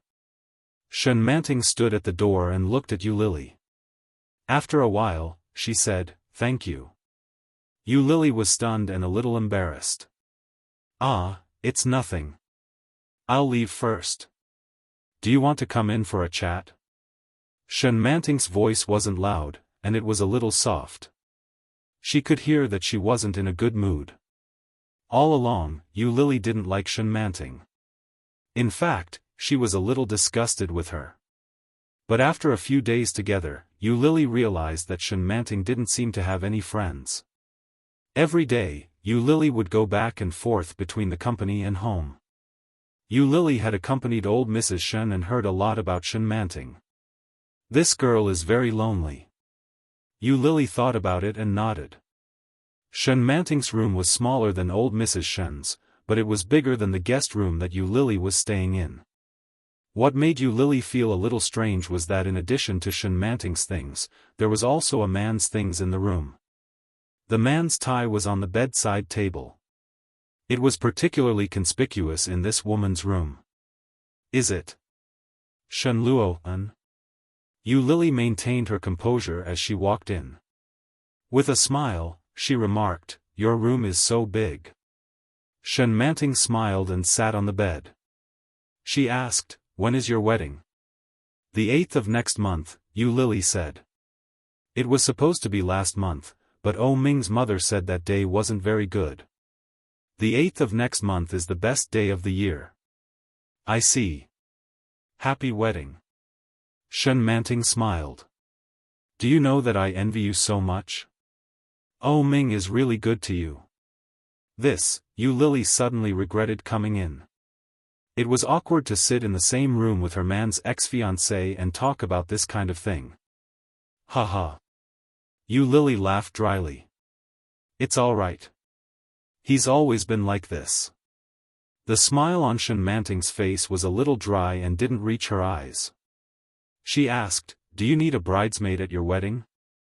"I'll be your bridesmaid in Kingstown, okay?" Yu Lily was even more shocked. She looked at Shen Manting in astonishment and asked, "You want to be my bridesmaid?" Can I?" "Since I can't be Oh Ming's bride, I'll be your bridesmaid. When you return to Kingstown, take me with you, okay?" Shen Manting looked at Yu Lily with a pleading look in her eyes. Yu Lily felt a little strange.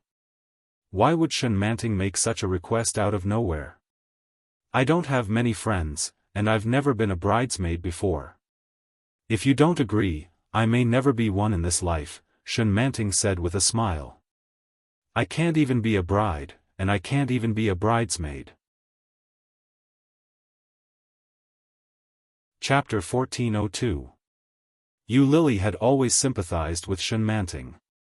When she heard that, her heart was filled with compassion. After thinking about it, she agreed. After that, Yu Lily and Shen Manting didn't have much to talk about. After exchanging a few words, Yu Lily left Shen Manting's room. Finally, she went to the kitchen to drink some water before returning to her room. However, the more she thought about it, the more she felt that something was wrong. Why would Shen Manting want to be his bridesmaid out of nowhere? Is she plotting something? Yu Lily rolled over and got up. The more she thought about it, the more she felt that something was wrong. She couldn't be blamed for thinking that way. Shen Manting really had too many things that worried her. Is she trying to seduce O Ming? The more she thought about it, the more certain she was. Yu Lily picked up her phone and sent a text message to O Ming. It was the weekend, so Yu didn't go out. She slept until 10 o'clock. When she woke up, the sun was already shining brightly. After washing up and eating breakfast, Yu changed into her sportswear and put on her headphones to go to the gym. When she was out of the neighborhood, Yu looked around. Shen Luo didn't know her new phone number, and she had blocked his communication app. He didn't even know which building she lived in. Is he waiting for me here? After looking around, she realized that there was no one. Yu breathed a sigh of relief, but at the same time, she felt an inexplicable sense of loss. In the end, he still left. After the gym, Yu received a message from Shenjilia, sister-in-law, "Are you here yet? It's almost time." Yu saw the strange WeChat message and was confused. She replied. Immediately after, Shenjilia called. "Have you arrived? Didn't you say you were coming to the hospital today?" Shenjilia's voice was filled with doubt. Her mood is not very stable. She might not be able to see guests later. What? Brother-in-law, did you get the wrong person? Hearing that, Shenjilia was even more confused. Didn't you go back to the capital with my brother? You said you would visit Guan Kui at 2 in the afternoon. You're not coming? Yu was silent for a moment and said, "I don't know. Is Guan Kui in your hospital?" "Yeah. Didn't my brother tell you?" "That's weird." "No." Yu suddenly thought of the day before. Did he come looking for me just to talk about that? She asked about Guan Kui's recent situation. When she heard that Guan Kui was doing well, she finally agreed and hung up the phone. Guan Kui is awake, she had finally regained consciousness after 7 years. It was time to prove her innocence. What happened back then was the thorn in their side. If Guan Kui could explain things clearly, wouldn't things be fine between them? She was still Yu, and he was still her brother Luo. Everything was like before. She picked up her phone and booked the earliest flight to the capital. In the small park, the grass sprouted gently, and the branches were just green. The weather was also getting warmer day by day. Yi Tian pushed her wheelchair as she sat in the park. Every now and then, she would see a bird flying by. She would chuckle and point in that direction as she said, "Look, Yi. Another bird is flying by." Chapter 1403. Yes, but he hasn't arrived yet. Yi Tian looked at her watch and asked, "Do you know who's coming today?" "Luo." Guan Kui was filled with anticipation, but her eyes quickly became unreadable. "And Yu." Yi Tian nodded her head and looked into the distance. With a look of surprise, she said, "Look, Luo is here." When Guan Kui heard that, her eyes lit up. She raised her head and looked in the direction that Yi Tian had pointed. The sun was shining brightly that day. A tall figure walked up. His eyes were the same as they had been in the past, but his facial features were more defined. Shen Luo was dressed in a casual suit. It was Guan Kui's favorite off-white color. He stepped forward in his clean and shiny leather shoes. With one look, it was obvious that he had put in a lot of effort into his appearance. When Yi Tian saw Shen Luo in this state, she felt relieved. It seemed that although Shen Luo was married to her, he hadn't forgotten about Kui at all. Yi Tian stood up and gently pushed the wheelchair forward. "Mom," Shen Luo greeted Yi Tian with a gentle smile. When Guan Kui heard that greeting, she didn't feel very comfortable. Shen Luo was holding supplements and beautiful flowers in his hands. He handed the flowers to Guan Kui with a gentle smile and said, "Long time no see, Kui." Guan Kui looked at Shen Luo. Her smile widened as she accepted the flowers. Luo, I've missed you so much. As she spoke, her emotions flowed naturally. Her eyes were filled with longing. I've been thinking about you, Luo. Me too. Shen Luo looked at Guan Kui with the same expression as before. He quickly handed the supplements to Yi Tian and said, Mom, I'll take a walk with Kui. Yi Tian nodded her head and quickly left. Shen Luo looked at her legs. His heart ached as he asked, Are you still not healed? Guan Kui shook her head. The smile on her face was bitter. It's good that they're crippled. It's better than having my legs healed and not being able to dance in the future. Nonsense. You'll get better. Shen Luo gently placed his hand on her shoulder. I thought you wouldn't wake up. It's great to see that you're awake. Luo, I woke up a long time ago. It's just that I didn't want to see anyone, Guan Kui said gravely.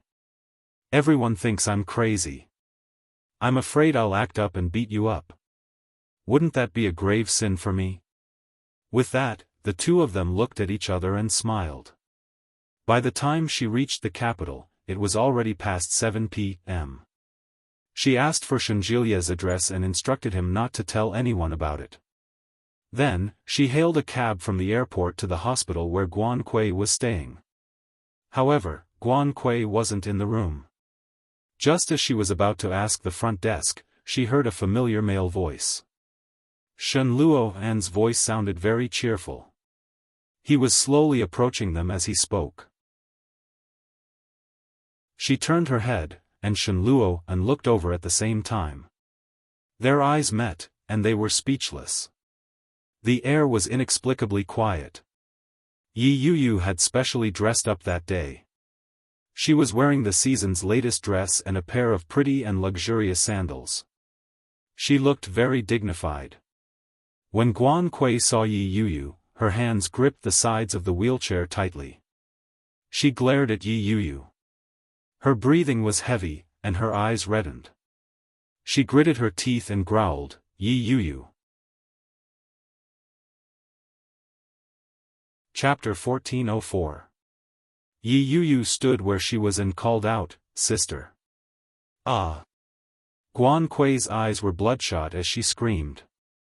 She stretched out her arms, and her entire body fell forward. She fell from the wheelchair onto the ground. This scene gave everyone a fright. Shen Luo jumped and instinctively went over to help Guan Kui up. Yi Yuyu ran over as well. Before she could get close, she heard Guan Kui's cries. Yi Yuyu! Yi Yuyu! Yi Yuyu! Why did you do this to me? Why? Yi Yuyu stopped in her tracks. She looked at Guan Kui in a daze. She found it hard to believe. When Shen Luo heard Guan Kui's cries, his expression turned to one of annoyance. He yelled, Get lost! Yi Yuyu stood rooted to the ground as she watched Guan Kui being carried by Shen Luo. Her heart ached. Guan Kui buried herself in Shen Luo's arms and wailed. Her hands clutched his shirt. As she cried, she said, I know you like Shen Luo, but why did you ruin my life? My life could have been as beautiful as yours. Why? Shen Luo's grip on Guan Kui tightened.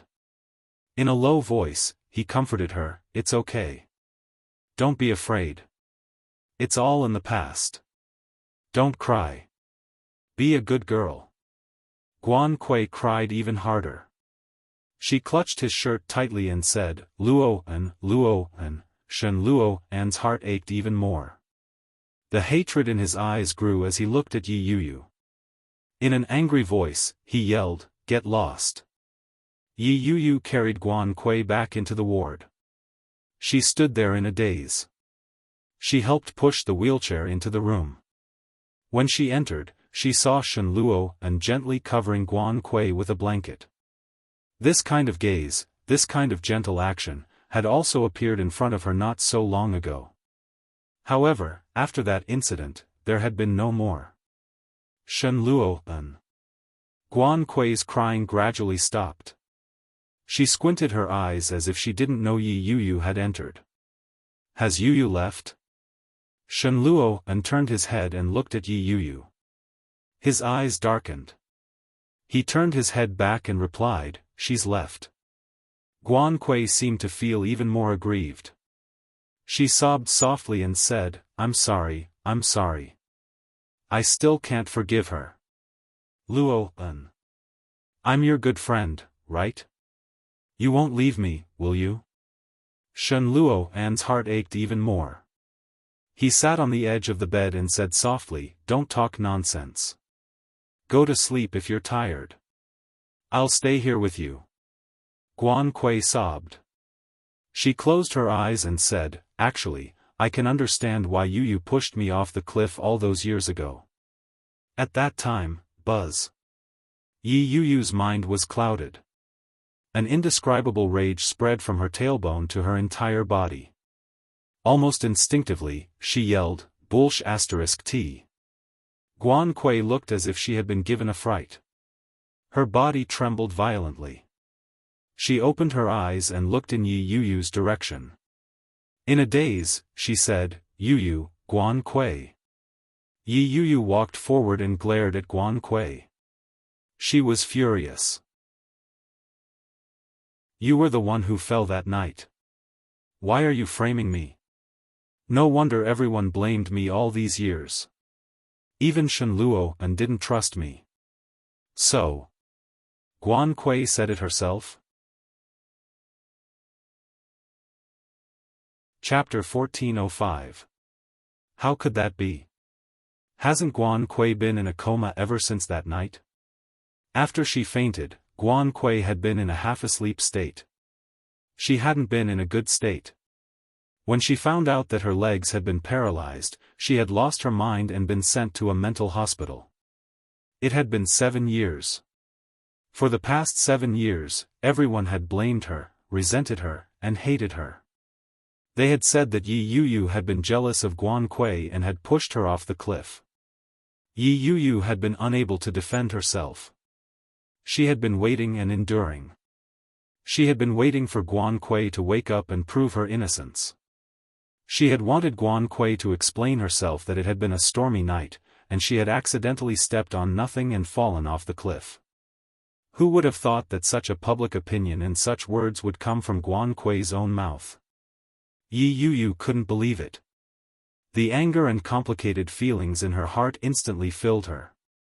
The 7 years of suffering and the 7 years of enduring had all been wishful thinking on her part. In their hearts, they no longer believed her. No one believed her. Yi Yuyu looked at Shen Luo. Her eyes burned, and her vision blurred. Brother Luo, it wasn't me. It really wasn't me. She fell off on her own. When Guan Kui heard Yi Yuyu's words, she hugged Shen Luo's arm and curled up into a ball. She cried even harder. Her sobs were intermittent, and she sobbed with great difficulty. She was like a frightened pet. Her eyes looked at Yi Yuyu with fear. Luo. Guan Kui hugged Shen Luo. Her body trembled violently. Luo. Save me. She wants to kill me. Hurry up and chase her away. Hurry. Shen Luo hugged Guan Kui, his childhood sweetheart who had finally regained consciousness. The anger in his chest was about to burst out. He turned his head and roared, "Get lost. What are you still doing here?" Yi Yuyu was stunned by his roar, but she didn't move. The tears in her eyes gathered even more. She looked at Shen Luo and raised her hand to wipe her tears. Biting her lower lip, she yelled, "Guan Kui, do you dare to touch your own conscience and say it? Did I push you off that year? In front of brother Luo, touch your conscience and swear. What happened that year? Tell me." Guan Kui hugged Shen Luo. Her body trembled even more violently, and she cried even louder. "Why are you doing this to me? I'm already a cripple. Yu, aren't we sisters? You said that we were going to be good sisters for life. Why are you forcing me like this? Shen Luo was even more furious. He picked up an apple from the fruit plate at the head of the bed and threw it at Yi Yu. He roared, "Get lost!" The huge apple smashed into Yi Yu's chest. For a moment, the impact numbed her entire body. Thud. The apple fell to the ground, bounced a few times, and rolled back to Shen Luo's feet. The part of Yi Yu's chest that had been smashed felt as if it had been rotted. The pain spread through her internal organs and every nerve in her body. There was no leeway. When Shen Luo heard the muffled sound, he seemed to come back to his senses. There was a look of astonishment in his eyes as he looked down at the apple on the ground.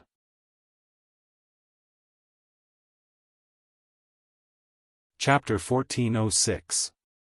That smile completely shattered any hope Yi Yu had of getting lucky. Guan Kui. She didn't misunderstand. She did it on purpose, she framed me on purpose to make everyone hate me, didn't she? The corner that she had been holding on to all this time seemed to crumble. She had thought that as long as Guan Kui woke up, the world would clear her name. Who would have thought that Guan Kui's awakening would not bring her dawn? Instead, it would bring her endless darkness? This kind of darkness, layer by layer, covered her closest family, covered her true love, and now, even her future was a blur. She looked at Shen Luo and Guan Kui hugging each other in front of her. Their deep feelings for each other made her appear even more like a joke. Yi Yu's vision was blurry, but her rationality prevented her from crying in front of them. She forced herself to remain calm and laughed coldly as she looked at them. Her gaze was filled with sorrow and seemed to be watery, but it was also filled with an indescribable pity. She seemed to sympathize with Guan Kui and Shen Luo. Or perhaps, both. When Shen Luo saw the look in her eyes, he felt an inexplicable ache in his heart. For some strange reason, Shen Luo felt guilty and guilty. He opened his mouth and said, "Yu, the corners of Yi Yu's lips curled up in a smile. The sarcasm was clear in her words. Without waiting for Shen Luo to finish his sentence, she had already turned around and walked out of the ward with her head held high. Yi Yu's back view was frail and stubborn. It was as clean as when she had carried her luggage and separated from the Guan family. There was no reluctance. Shen Luo panicked. He instinctively let go of Guan Kui and stood up. Just as he was about to walk away, Shen Luo stopped. "Ah!" A scream came from behind him. Guan Kui hugged her head. Her hair was disheveled, and her face was pale. Her expression was one of despair. Luo. Shen Luo stopped in his tracks. He froze on the spot, unsure of where to go. Guan Kui dragged her body over with both hands. She reached out for Shen Luo. Her face was covered in tears. "Don't go. Please don't leave me." Shen Luo was in so much pain that he was trembling. The screams in his ears intensified the intensity of the pain. Even he didn't know if he was hurting for Yi Yu or Guan Kui. His Adam's apple bobbed up and down. He felt his throat go dry. He turned around and supported Guan Kui. In a gentle voice, he said, "It's all right. I'm not leaving." It was as if Guan Kui had grabbed onto a life-saving straw. She grabbed onto Shen Luo's hands and buried her head into his embrace. Her tears turned into a smile. Guan Kui, who was crying tears of joy, didn't miss out on the man beside her. As he held her up, his gaze lingered on the door. Her hands gripped him even tighter. Guan Kui didn't want to let go at all. Her breathing was heavy, and the hatred in her eyes deepened. Yi Yu didn't know how long she had been walking. The view in front of her was getting wider and wider, but her vision was getting blurry. After entering the hospital elevator, Yi Yu couldn't hold it in any longer. She covered her mouth and sobbed softly. Chapter 1407. She lowered her head and walked forward. The darkness around her seemed to once again obscure her vision, and she lost her sense of direction. The passing cars, the walking townsfolk, and the warm yellow street lights shone down, but the atmosphere in the sky was overshadowed by the liveliness, making the surroundings even more gloomy. The gloomy atmosphere made Yi Yuyu's heart tremble with pain. All the nerves in her body began to convulse uncontrollably. Her head spun, and she couldn't take it anymore. She squatted down and burst into tears. The passers-by noticed Yi Yuyu, but they only took a few glances. No one went forward to comfort her.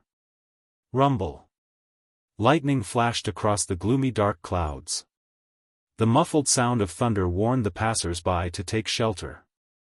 After the thunderous roar, bean-sized raindrops fell impatiently, hitting people's hair and faces, making them feel cold and numb. Clatter. The rain grew heavier. Yi Yuyu squatted on the ground.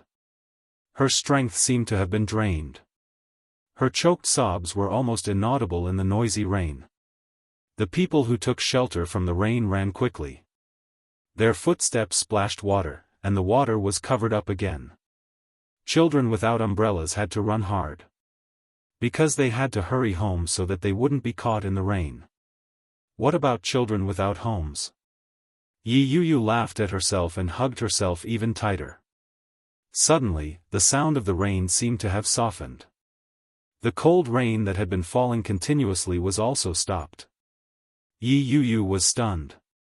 She raised her head and opened her wet and hazy eyes. The first thing she saw was a sharp, clear, and cold face. The pair of eyes that were as calm as the wind and the moon looked at Yi Yuyu calmly. It was like an ancient spring, and no one could read his emotions. Yi Yuyu looked at the man in front of her in a daze. She blinked and looked at him a few times, but his face was still the same. Is it cool? His voice was cold, and she couldn't tell whether he was happy or angry.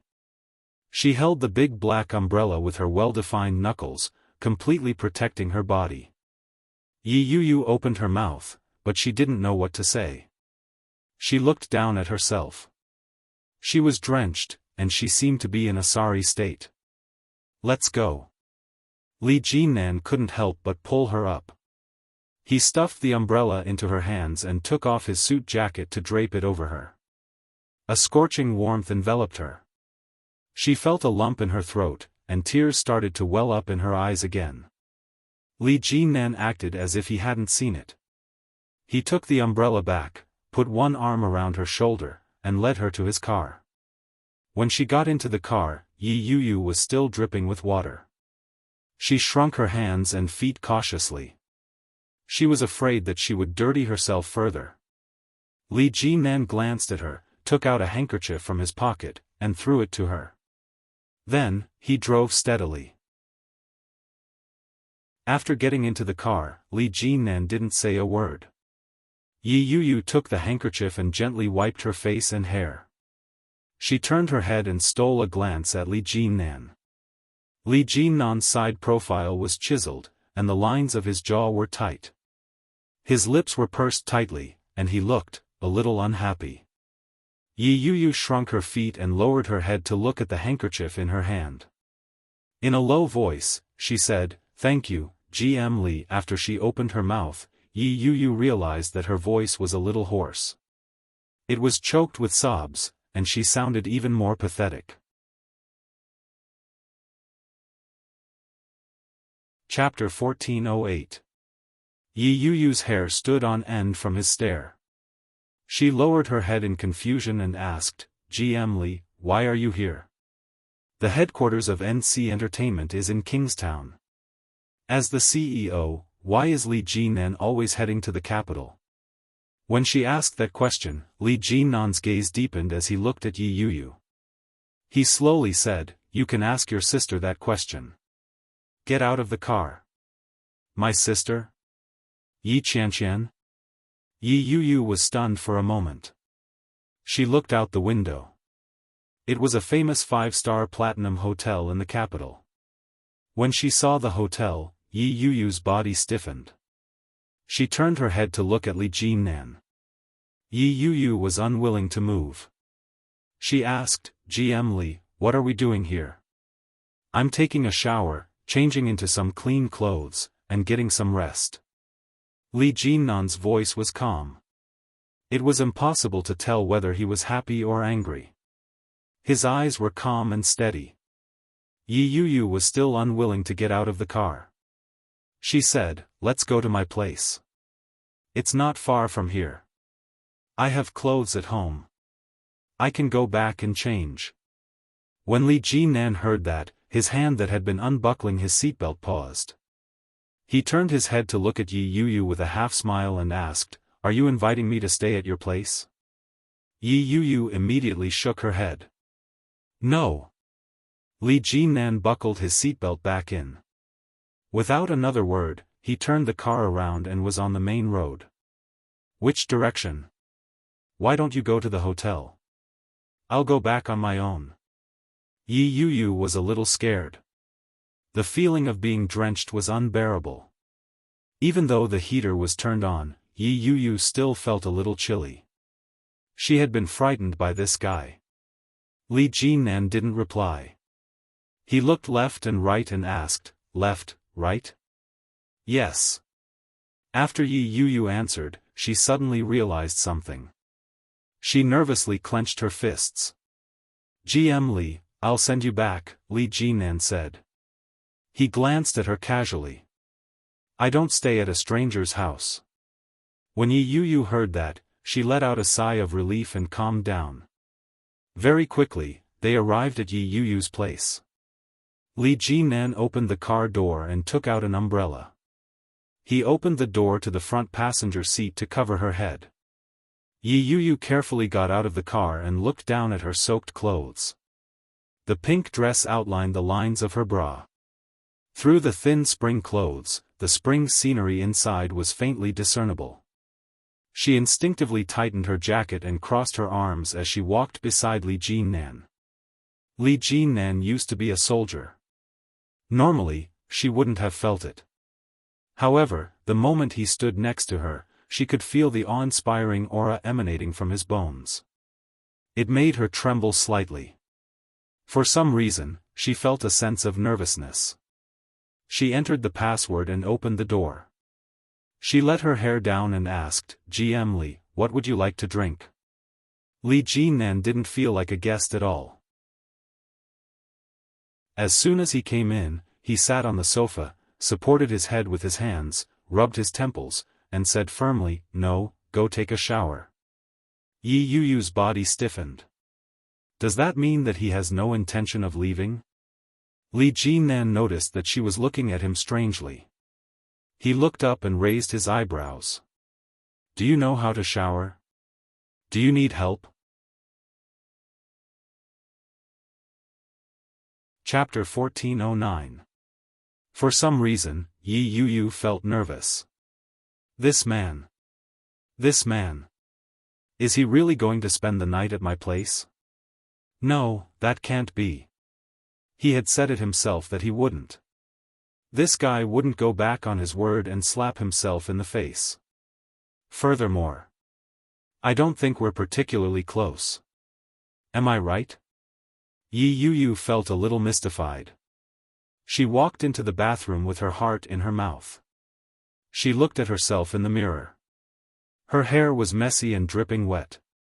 Her face was pale, and her eyes were red and swollen.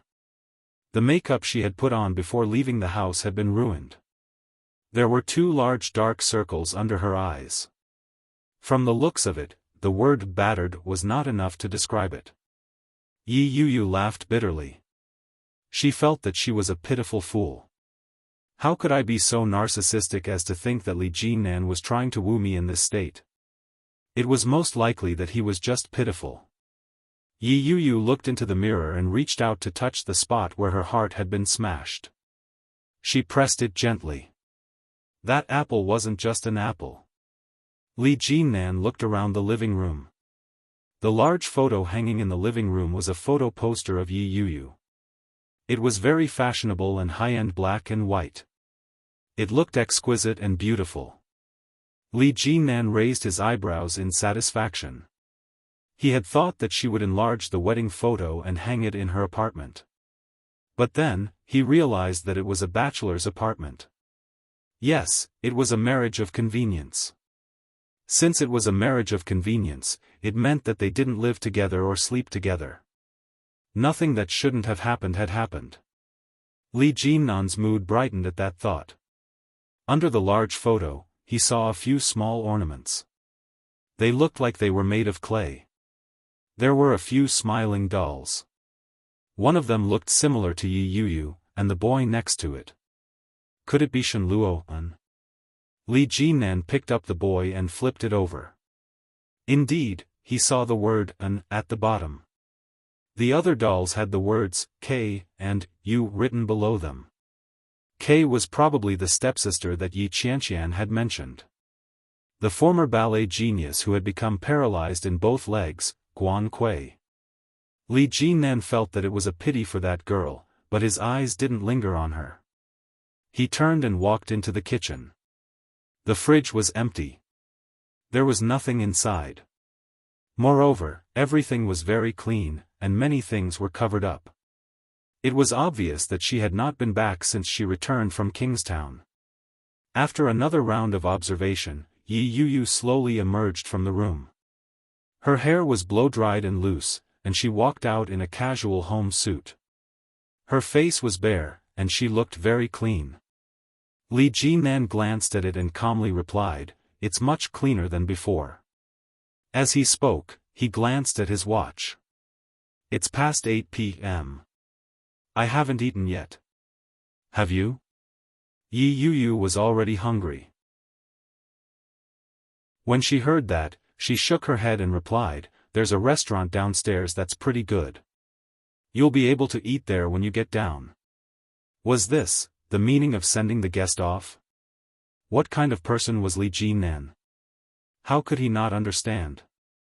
But he pretended not to hear and said, "I want to eat noodles. Do you know how to make it? Let's go buy ingredients together." He didn't care whether Yi Yuyu agreed to it or not, or whether she was willing to do it or not.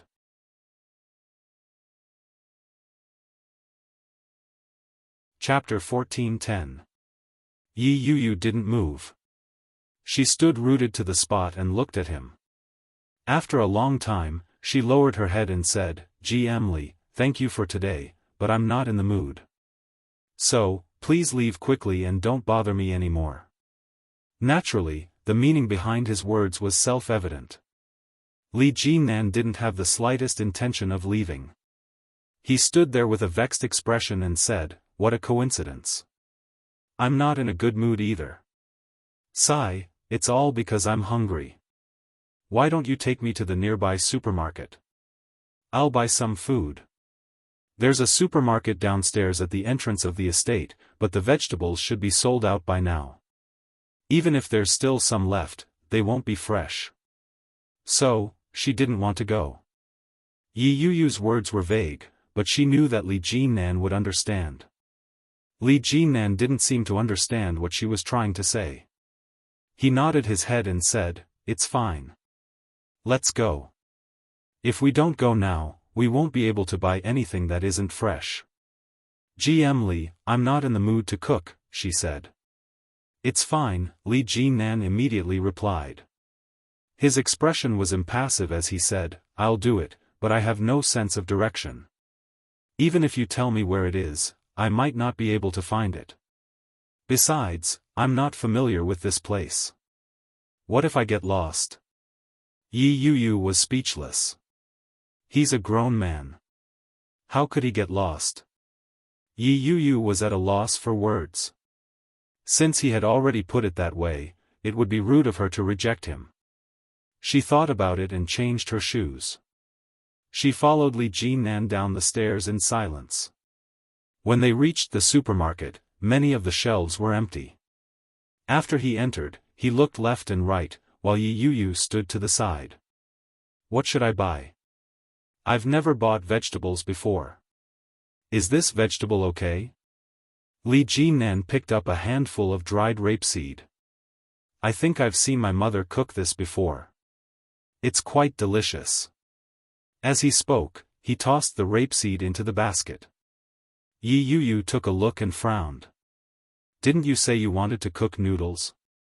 Yeah. With this vegetable? Yi Yu found it a little ridiculous. She put the vegetable back and walked over to grab a bunch of lettuce. This is the best way to cook noodles. Is that so? Li Jinan looked enlightened. Do I still need to buy eggs? Well, do you want scallions? Eat, he blurted out. Coriander? I'm not picky. Yi Yu glanced at him, then turned to look at the fresh produce section. She saw the red finger peppers and asked, do you eat spicy food? Since he's from Kingstown, he shouldn't be able to handle spicy food. This, he looked at her and asked in return, do you like it? I like it. Eat. Yi Yu grabbed a bag and placed it in the basket. She then took some noodles and made her way to the living area. Li Jinan watched as Yi Yu picked up a tube of toothpaste, a toothbrush, and a variety of toiletries for each person. Only one person? Was it for her own use or for him? Li Jinan's mind was a little active. He was a little distracted on the way. After paying the bill with Yi Yu, he returned to her house and took the groceries to the kitchen. Yi Yu put the groceries down and walked into the kitchen, only to find that the vegetables had been washed into a mess. That's not washing vegetables. That's practically torturing vegetables. GM Li, do you know how to cook? Li Jinan turned to look at her and answered honestly, no.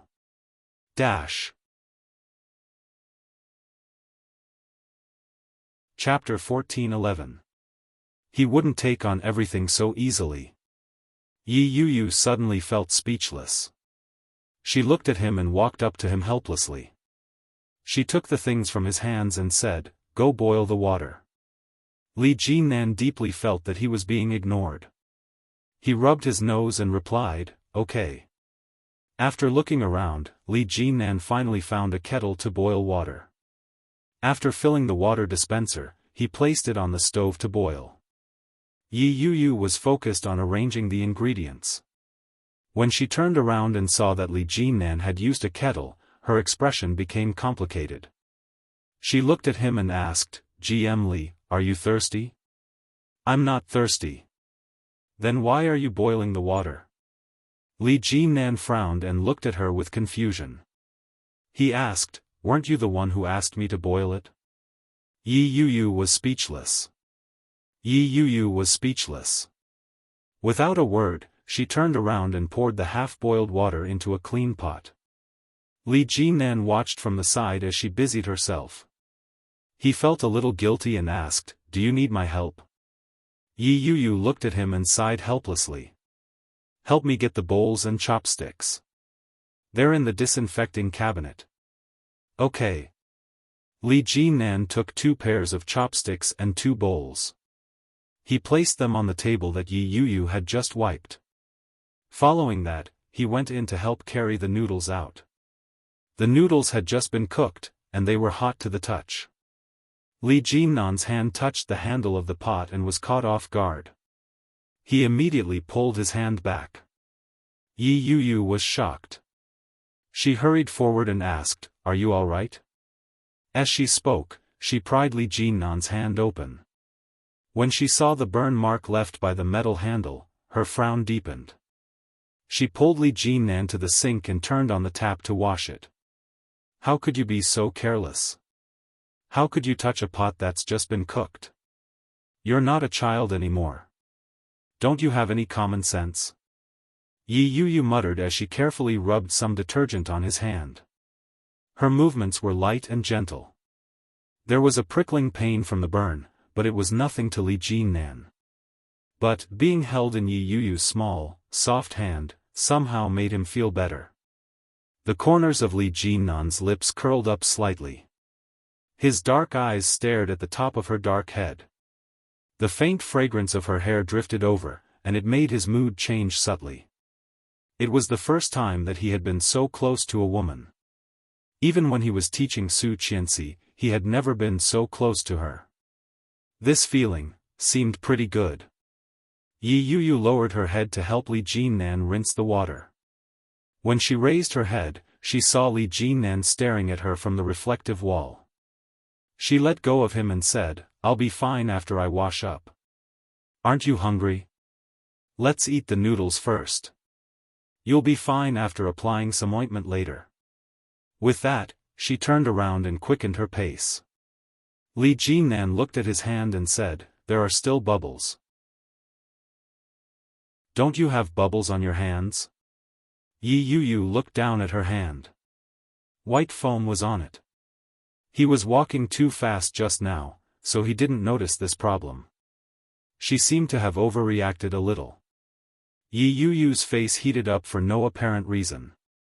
She awkwardly retracted her hand and quickened her pace as she replied, "No."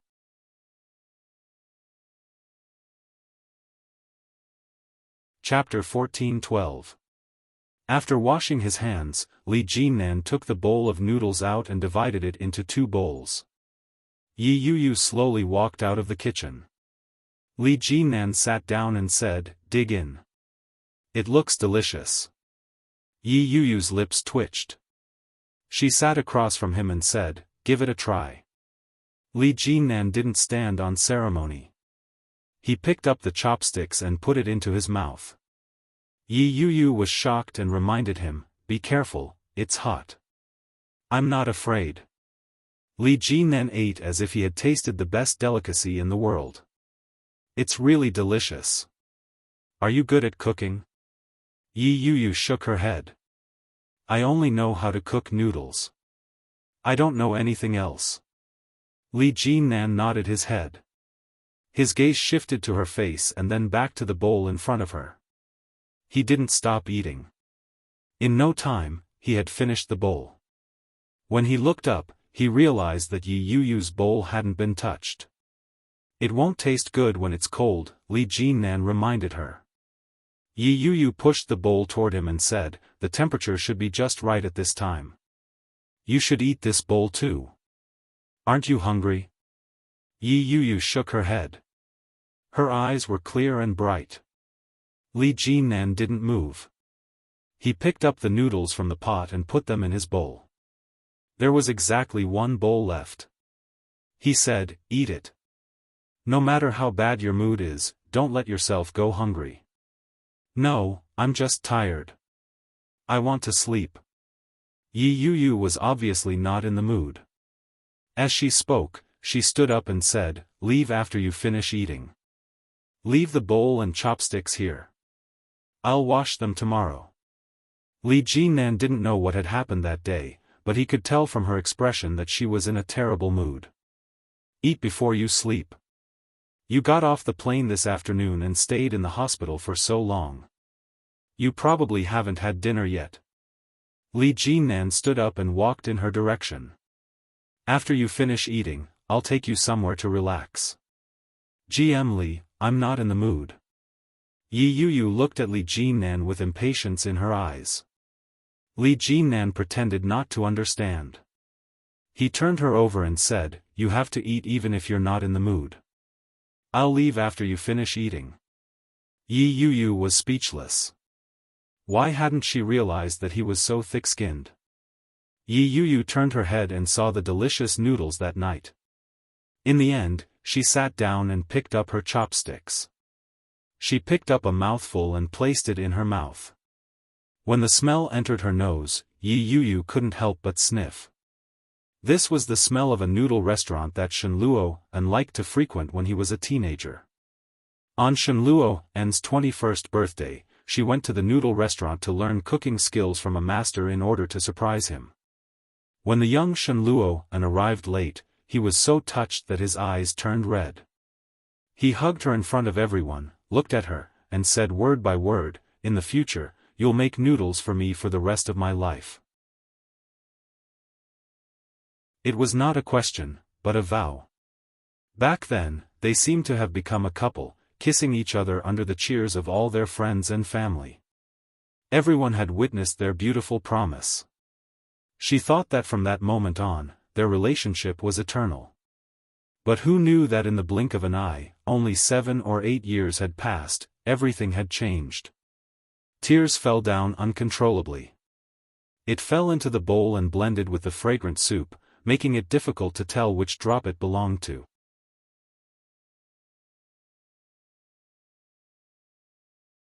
Chapter 14:13.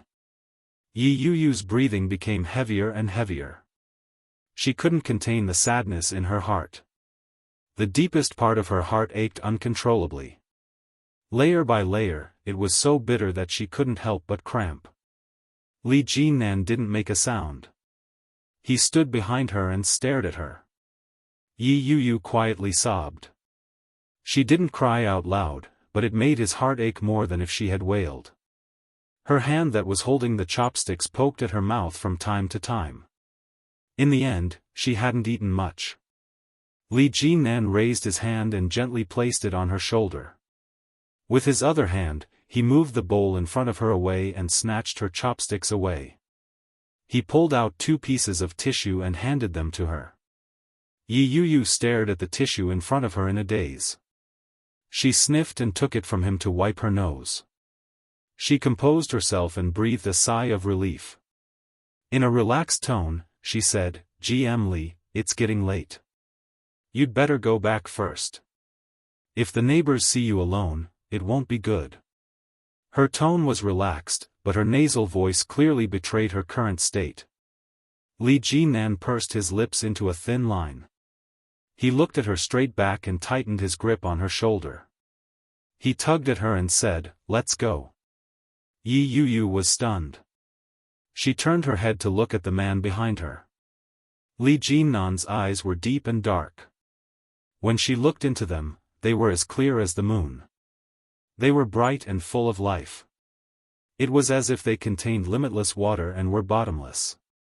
"Let's go for a walk." Li Jinnan's voice was gentle. There was no room for negotiation. "I'll take you to a fun place." "I don't want to go." Yi Yuyu sat where she was and looked at him. Her reddened eyes were slightly moist. Li Jinnan's gaze deepened as he said, "You skipped work this afternoon. Do you know that?" "Of course not. I clearly took the day off." The supervisor didn't agree. "That means you skipped work. Now that I'm the boss, I have the right to ask you to work overtime." Li Jinnan's voice was calm as he enunciated each word clearly. "Let's go. Just treat it as work.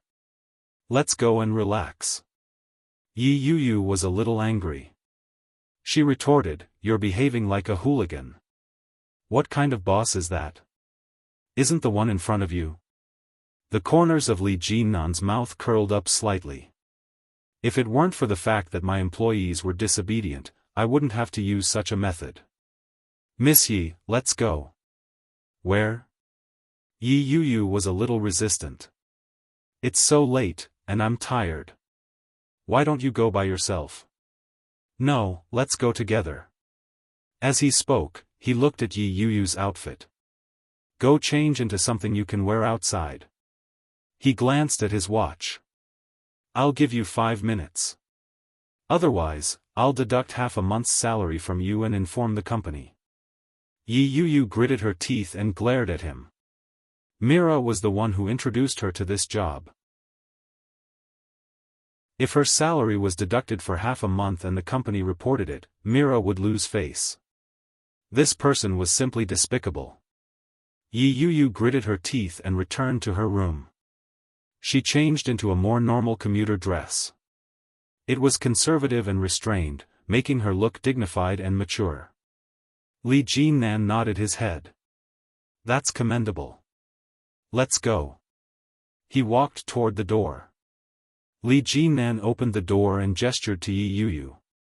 Yi Yuyu stomped over and changed into a pair of high heels.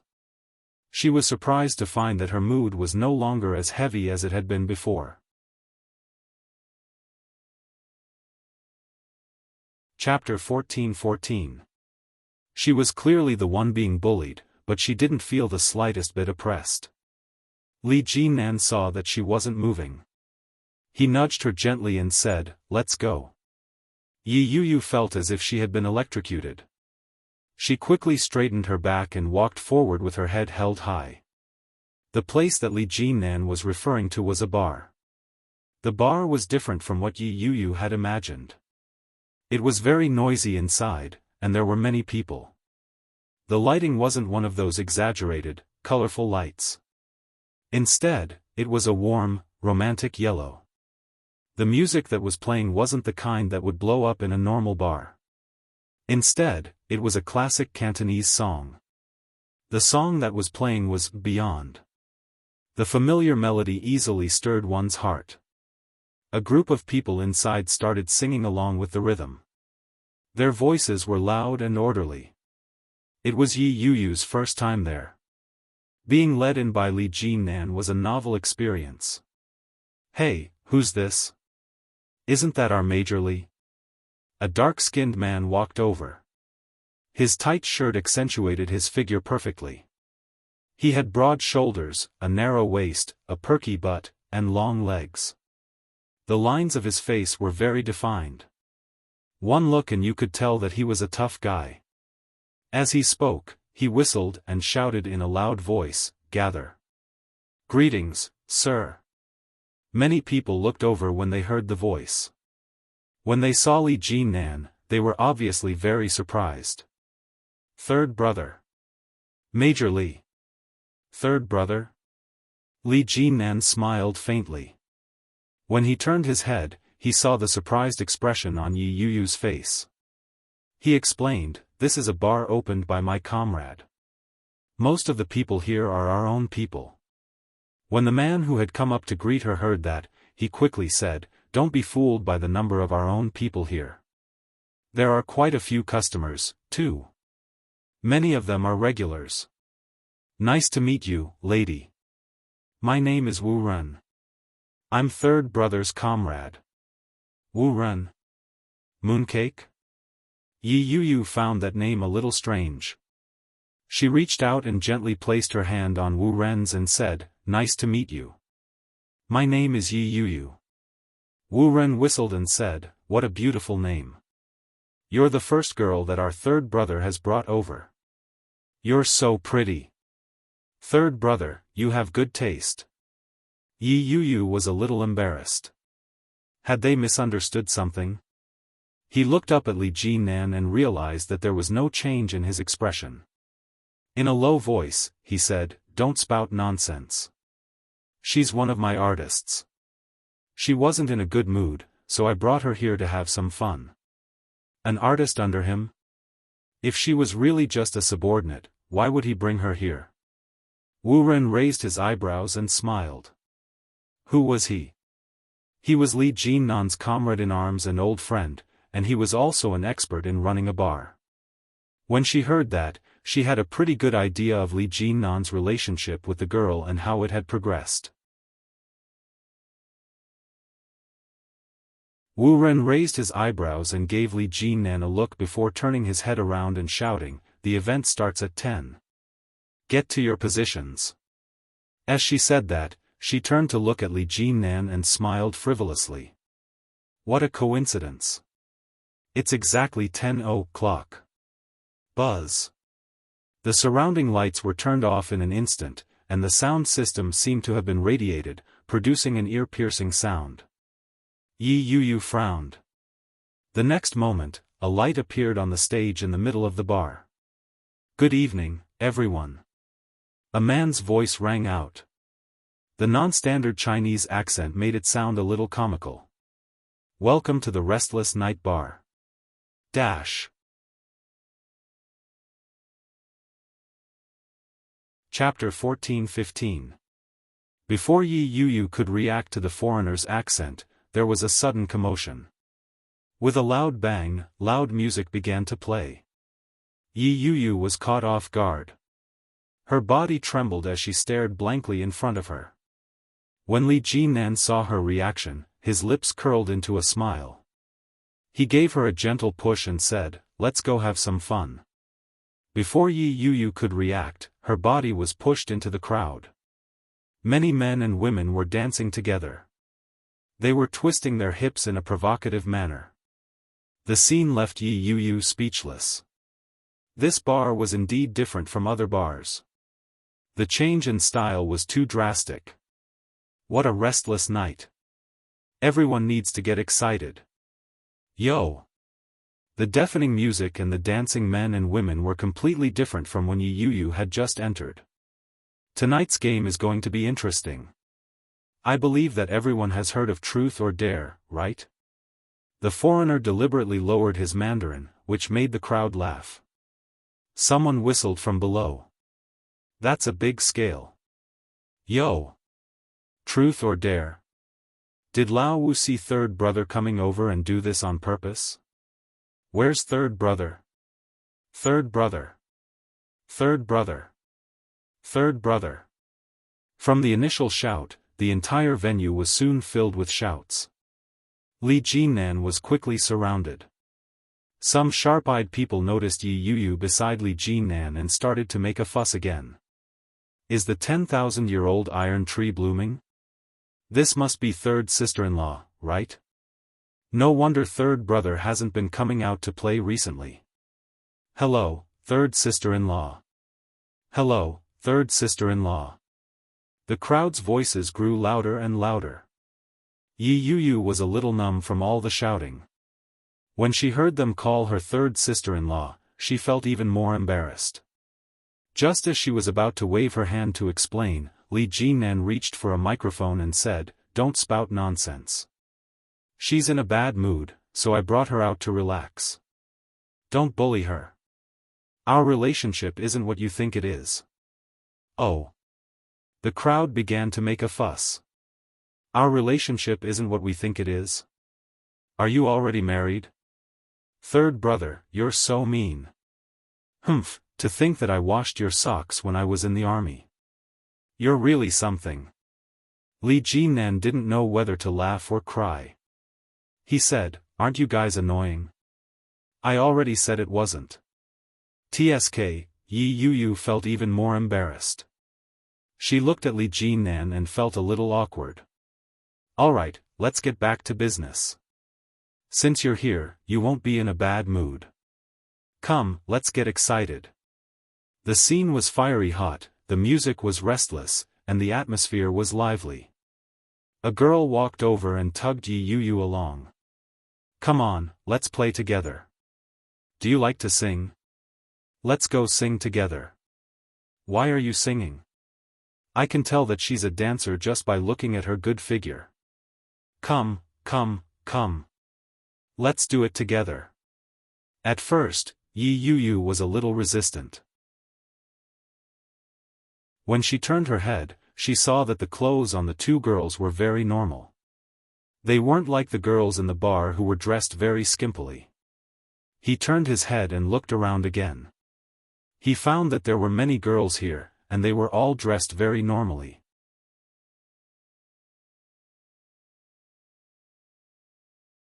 Chapter 14-16. From the way they addressed him as third brother, it was obvious that they respected Li Jinnan a lot. Yi Yu instinctively looked in Li Jinnan's direction and realized that he was already surrounded by a few other men. He seemed to be smiling, and his eyes were clear and gentle. The girl noticed her gaze and smiled knowingly. She quietly asked, "What's your relationship with third brother? This is the first time third brother has brought a girl over. Are you his girlfriend?" Yi Yu shook her head. "No, he's my boss." Oh. The girl looked like she understood and asked, "Are you here on a business trip together?" "No, so, you're here to play together?" Another girl interrupted. She looked at Yi Yu with a smile in her eyes. Yi Yu shook her head again. This time, before she could explain herself, she was pushed by someone who said, "Don't be so nosy. Third brother won't be happy when he finds out. If you're here to play, you have to be quick. Come on, girl. Get up." Yi Yu had always been an obedient girl. When she was pushed, she felt a little resistant. However, the girls present were very lively and cheerful. They were also very humorous. Gradually, Yi Yuyu let go and started dancing with them.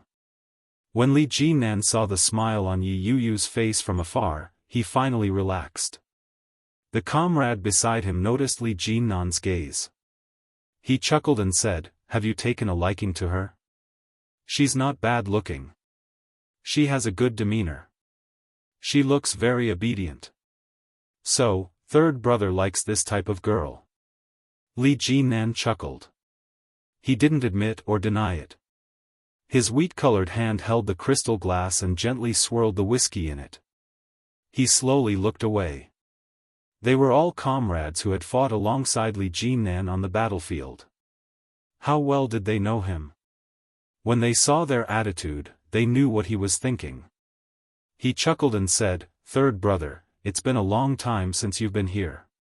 We've recently invented a few new games. Let's play together." Li Jinan saw through his ploy with one look. He sneered and said, "Truth or dare isn't suitable for me."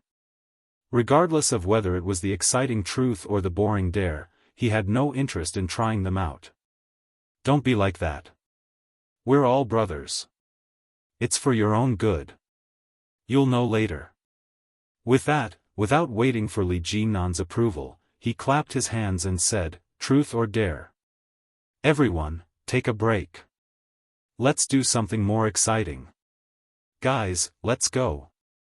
The crowd cheered, and soon, someone took out a few balloons. Wu Ren extinguished the cigarette in his hand and said, "Come, third brother, let me tell you the rules. Pass the ball to your chest. The balloon can't burst or fall, or you lose." "What happens if you lose?" someone asked. The surrounding people cheered and shouted, "That's simple. Let's drink. 1 cup for the men, half a cup for the women. Come on, let's get moving." Wu Ren clapped his hands and shouted, "Wife, come here." The girl who was playing with Yi Yuyu replied, "Coming." Yi Yuyu was a little surprised that they were husband and wife. Before she could recover from her shock, she was pulled over by him. Wu Ren opened a bottle of whiskey and said, "Come on, let's drink." Whiskey was a type of alcohol with a high alcohol content. The penalty for the game was to drink it? Yi Yuyu wasn't the only one who was scared. Even Li Jinan frowned and said, "So much? There are so many girls." Wu Ren's eyes turned into crescents as he looked at Li Jinan. "Wan Lily, if big sister doesn't get drunk, big brother won't stand a chance." Chapter 14-17. What are you afraid of? As long as you don't make any mistakes, you don't have to drink. Besides, it's a cup for a man and half a cup for a woman. It's not much. Wu Ren's eyes curved into crescents as he hugged his wife and said, "I'm not bragging, but my wife can drink half a bottle by herself." The surrounding people booed, obviously not believing it. Li Jinan didn't believe it either and asked, "How is that possible?" "Io, you'll know once you try. Come, let's begin." Yi Yuyu had been dragged over as well. She had been having a good time with the other girls. When she saw the game, she was eager to try it out. But when he thought of drinking such strong alcohol, he was a little scared. A girl nudged Yi Yuyu and asked, "Can you drink?" Yi Yuyu thought about it and replied, "It should be possible. She used to drink a lot in the past, so her alcohol tolerance wasn't bad. But, it had been a long time. She didn't know if her alcohol tolerance had decreased." Amidst the whispers, some fast-paced people had already started. There were dozens of people in the hall, and they were divided into 3 groups of 15 people, including the host. Li Jinnan's comrades, who were on good terms with him, brought their wives with them to join Li Jinnan and Yi Yuyu's team. Yi Yuyu didn't know anyone else, so she naturally stood beside Li Jinnan. The other person beside Yi Yuyu was Wu Ren's wife. The lights in the hall became dimmer and more dazzling. The cheerful and exciting music raised the atmosphere layer by layer. The balloon quickly passed through several people. Everyone was very careful, afraid that the balloon would fall. When Yi Yu took it from him, she was just as careful. She called out, "GM Li, come quickly." She carefully rubbed against the chest of the girl in front of her and gently tucked her chin between her legs. When she turned around, her face quickly came into contact with Li Jinnan's chest. Yi Yu's eyes were glued to the balloon in front of her. When she noticed that Li Jinnan had taken it from her, she heaved a sigh of relief. However, when he looked up, he was met with a pair of pitch-black and bright eyes. The colorful lights in the surroundings shone on his eyes, making them look even more dazzling and resplendent. Yi Yu's heart skipped a beat. Her eyes were filled with amazement. Li Jinnan's gaze seemed to linger on it for a moment. Very quickly, he picked up the balloon and turned around to hand it to Wu Ren. After a round, he was safe and sound. At the start of the second round, a man failed. The balloon was squeezed too hard, and it exploded on the neck. The girl next to her was startled and exclaimed. That guy shrugged helplessly. Sigh, there's nothing I can do. With a beauty by my side, my heart starts pounding. Hearing this, the surrounding people couldn't help but laugh. The man drank a glass of whiskey, his face relaxed and unharmed. On the fourth lap, someone made another mistake. When the balloon was passed to Yi Yu, Wu Ren's wife released it before Yi Yu could clamp it shut. Yi Yu cried out in surprise and instinctively used both hands to hold it. But as soon as his hand caught the balloon, someone immediately said, "Hey, you can't do this. Foul, foul. Drink, drink." Yi Yu blushed. She hadn't expected herself to be the second one to make a mistake. When he saw Wu Ren handing him the wine cup, he accepted his fate and drank it.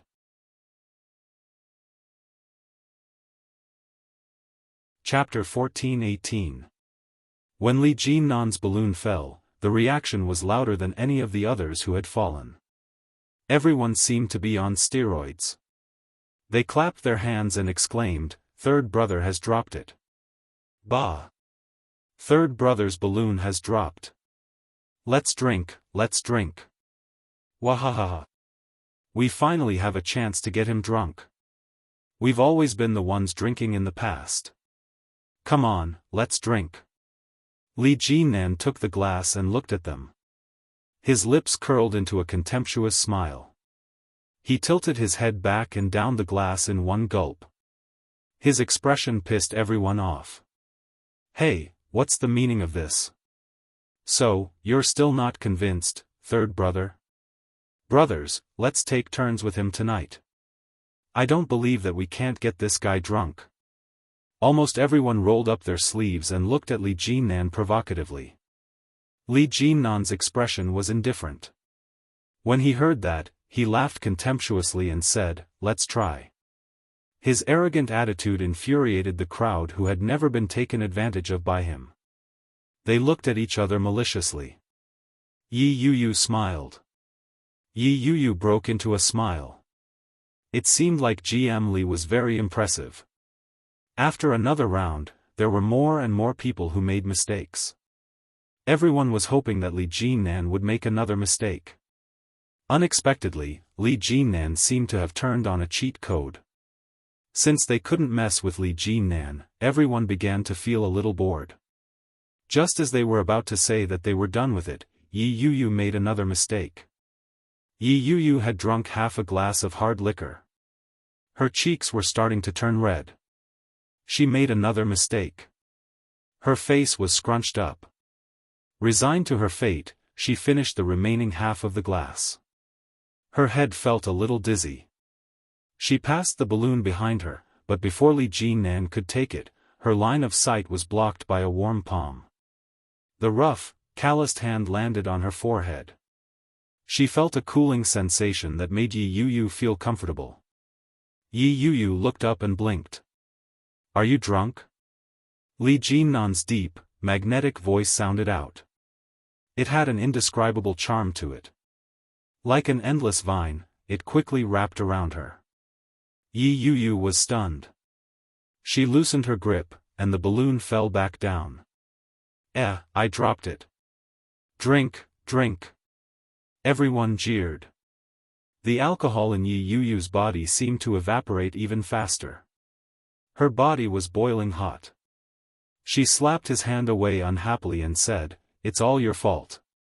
I dropped it again. Li Jinnan's deep, dark eyes seemed to flash with a hint of a smile, but it was gone in a flash. He said, "Your tolerance for alcohol is so poor. Why don't you stop playing? This won't do. It's already started, how can she not play? Besides, she just went on a business trip and hasn't had a drink yet. Hurry up and drink." Yi Yu picked up the wine glass reluctantly, but it was pressed down by a warm, large hand. "It's my fault. I'll drink it." He put down the glass in her hand and picked up his own. "Sure, but you're a man, so you have to drink." "That's right, men need to drink." When Li Jinnan heard that, he downed his glass of wine without another word. Yi Yu looked at Li Jinnan with her eyes wide open. She blinked, and her mind began to drift. She picked up the balloon and handed it over. Her eyes were glazed over.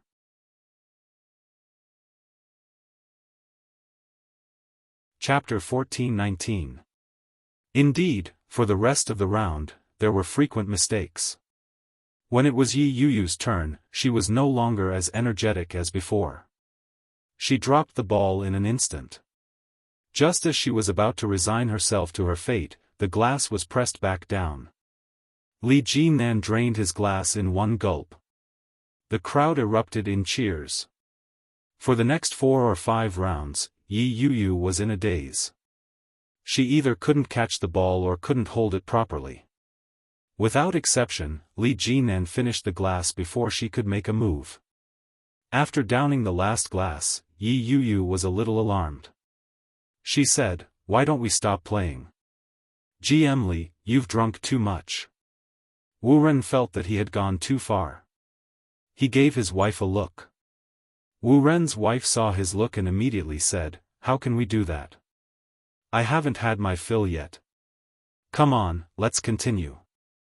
Wu Ren held his forehead in exasperation. When Wu Ren's wife saw that, she knew that she had misunderstood. But the words had already been spoken. There was no way she could take them back. She had no choice but to bite the bullet and say, "It's fine if we stop playing. You can punish yourself with a glass. After all, third brother can drink." The moment she said that, Li Jinnan downed another glass without another word. He grabbed Yi Yu's arm and said, "Let's go. You guys play by yourselves. Wow. Third brother is so cool. Third brother, be careful of the after effects." Unfortunately, third brother had already walked far away. Yi Yu was a little afraid. The after effects of the liquor were very strong. Li Jinnan had drunk them one after another. He would probably suffer later. When they walked out of the bar, the ground outside was dripping wet. The rain had stopped a long time ago. It was getting late, and there weren't many taxis on the road. Both of them had been drinking. Neither of them had thought of getting their cars. Li Jinnan stood under the traffic light. When the cold wind hit him, he felt a little dizzy. He closed his eyes. His face was burning. He forced himself to calm down and said, "I'll take you back first. I'll go back to the hotel." Yi Yu found it a little strange. She looked at him suspiciously and asked, "Are you up to it?" Li Jinnan squinted his eyes. His lips seemed to be curled into a smile, but it was hard to tell. He turned his head and looked at Yi Yu with an indescribable expression as he said, "A man can't do that."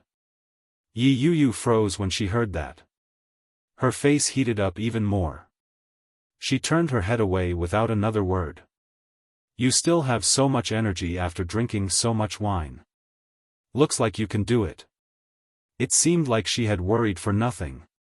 After standing in the wind for a few minutes, a taxi finally arrived. He sat in the front seat while Yi Yu sat in the back seat to cool off her alcohol. She only drank 1 cup and felt a little dizzy, so she wasn't really drunk. He leaned against the back seat and closed his eyes to rest. Soon, they arrived. Yi Yu opened the car door and got out. She called out to Li Jinan and said, "GM Li, I'm leaving." Yi Yu didn't care.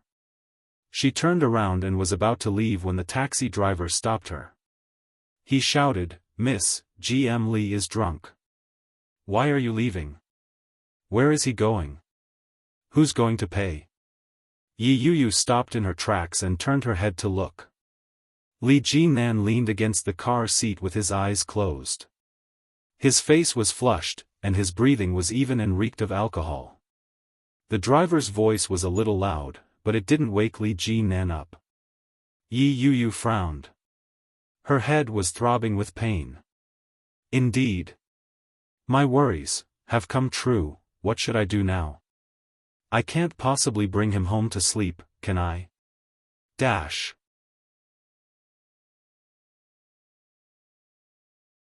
Chapter 14:20.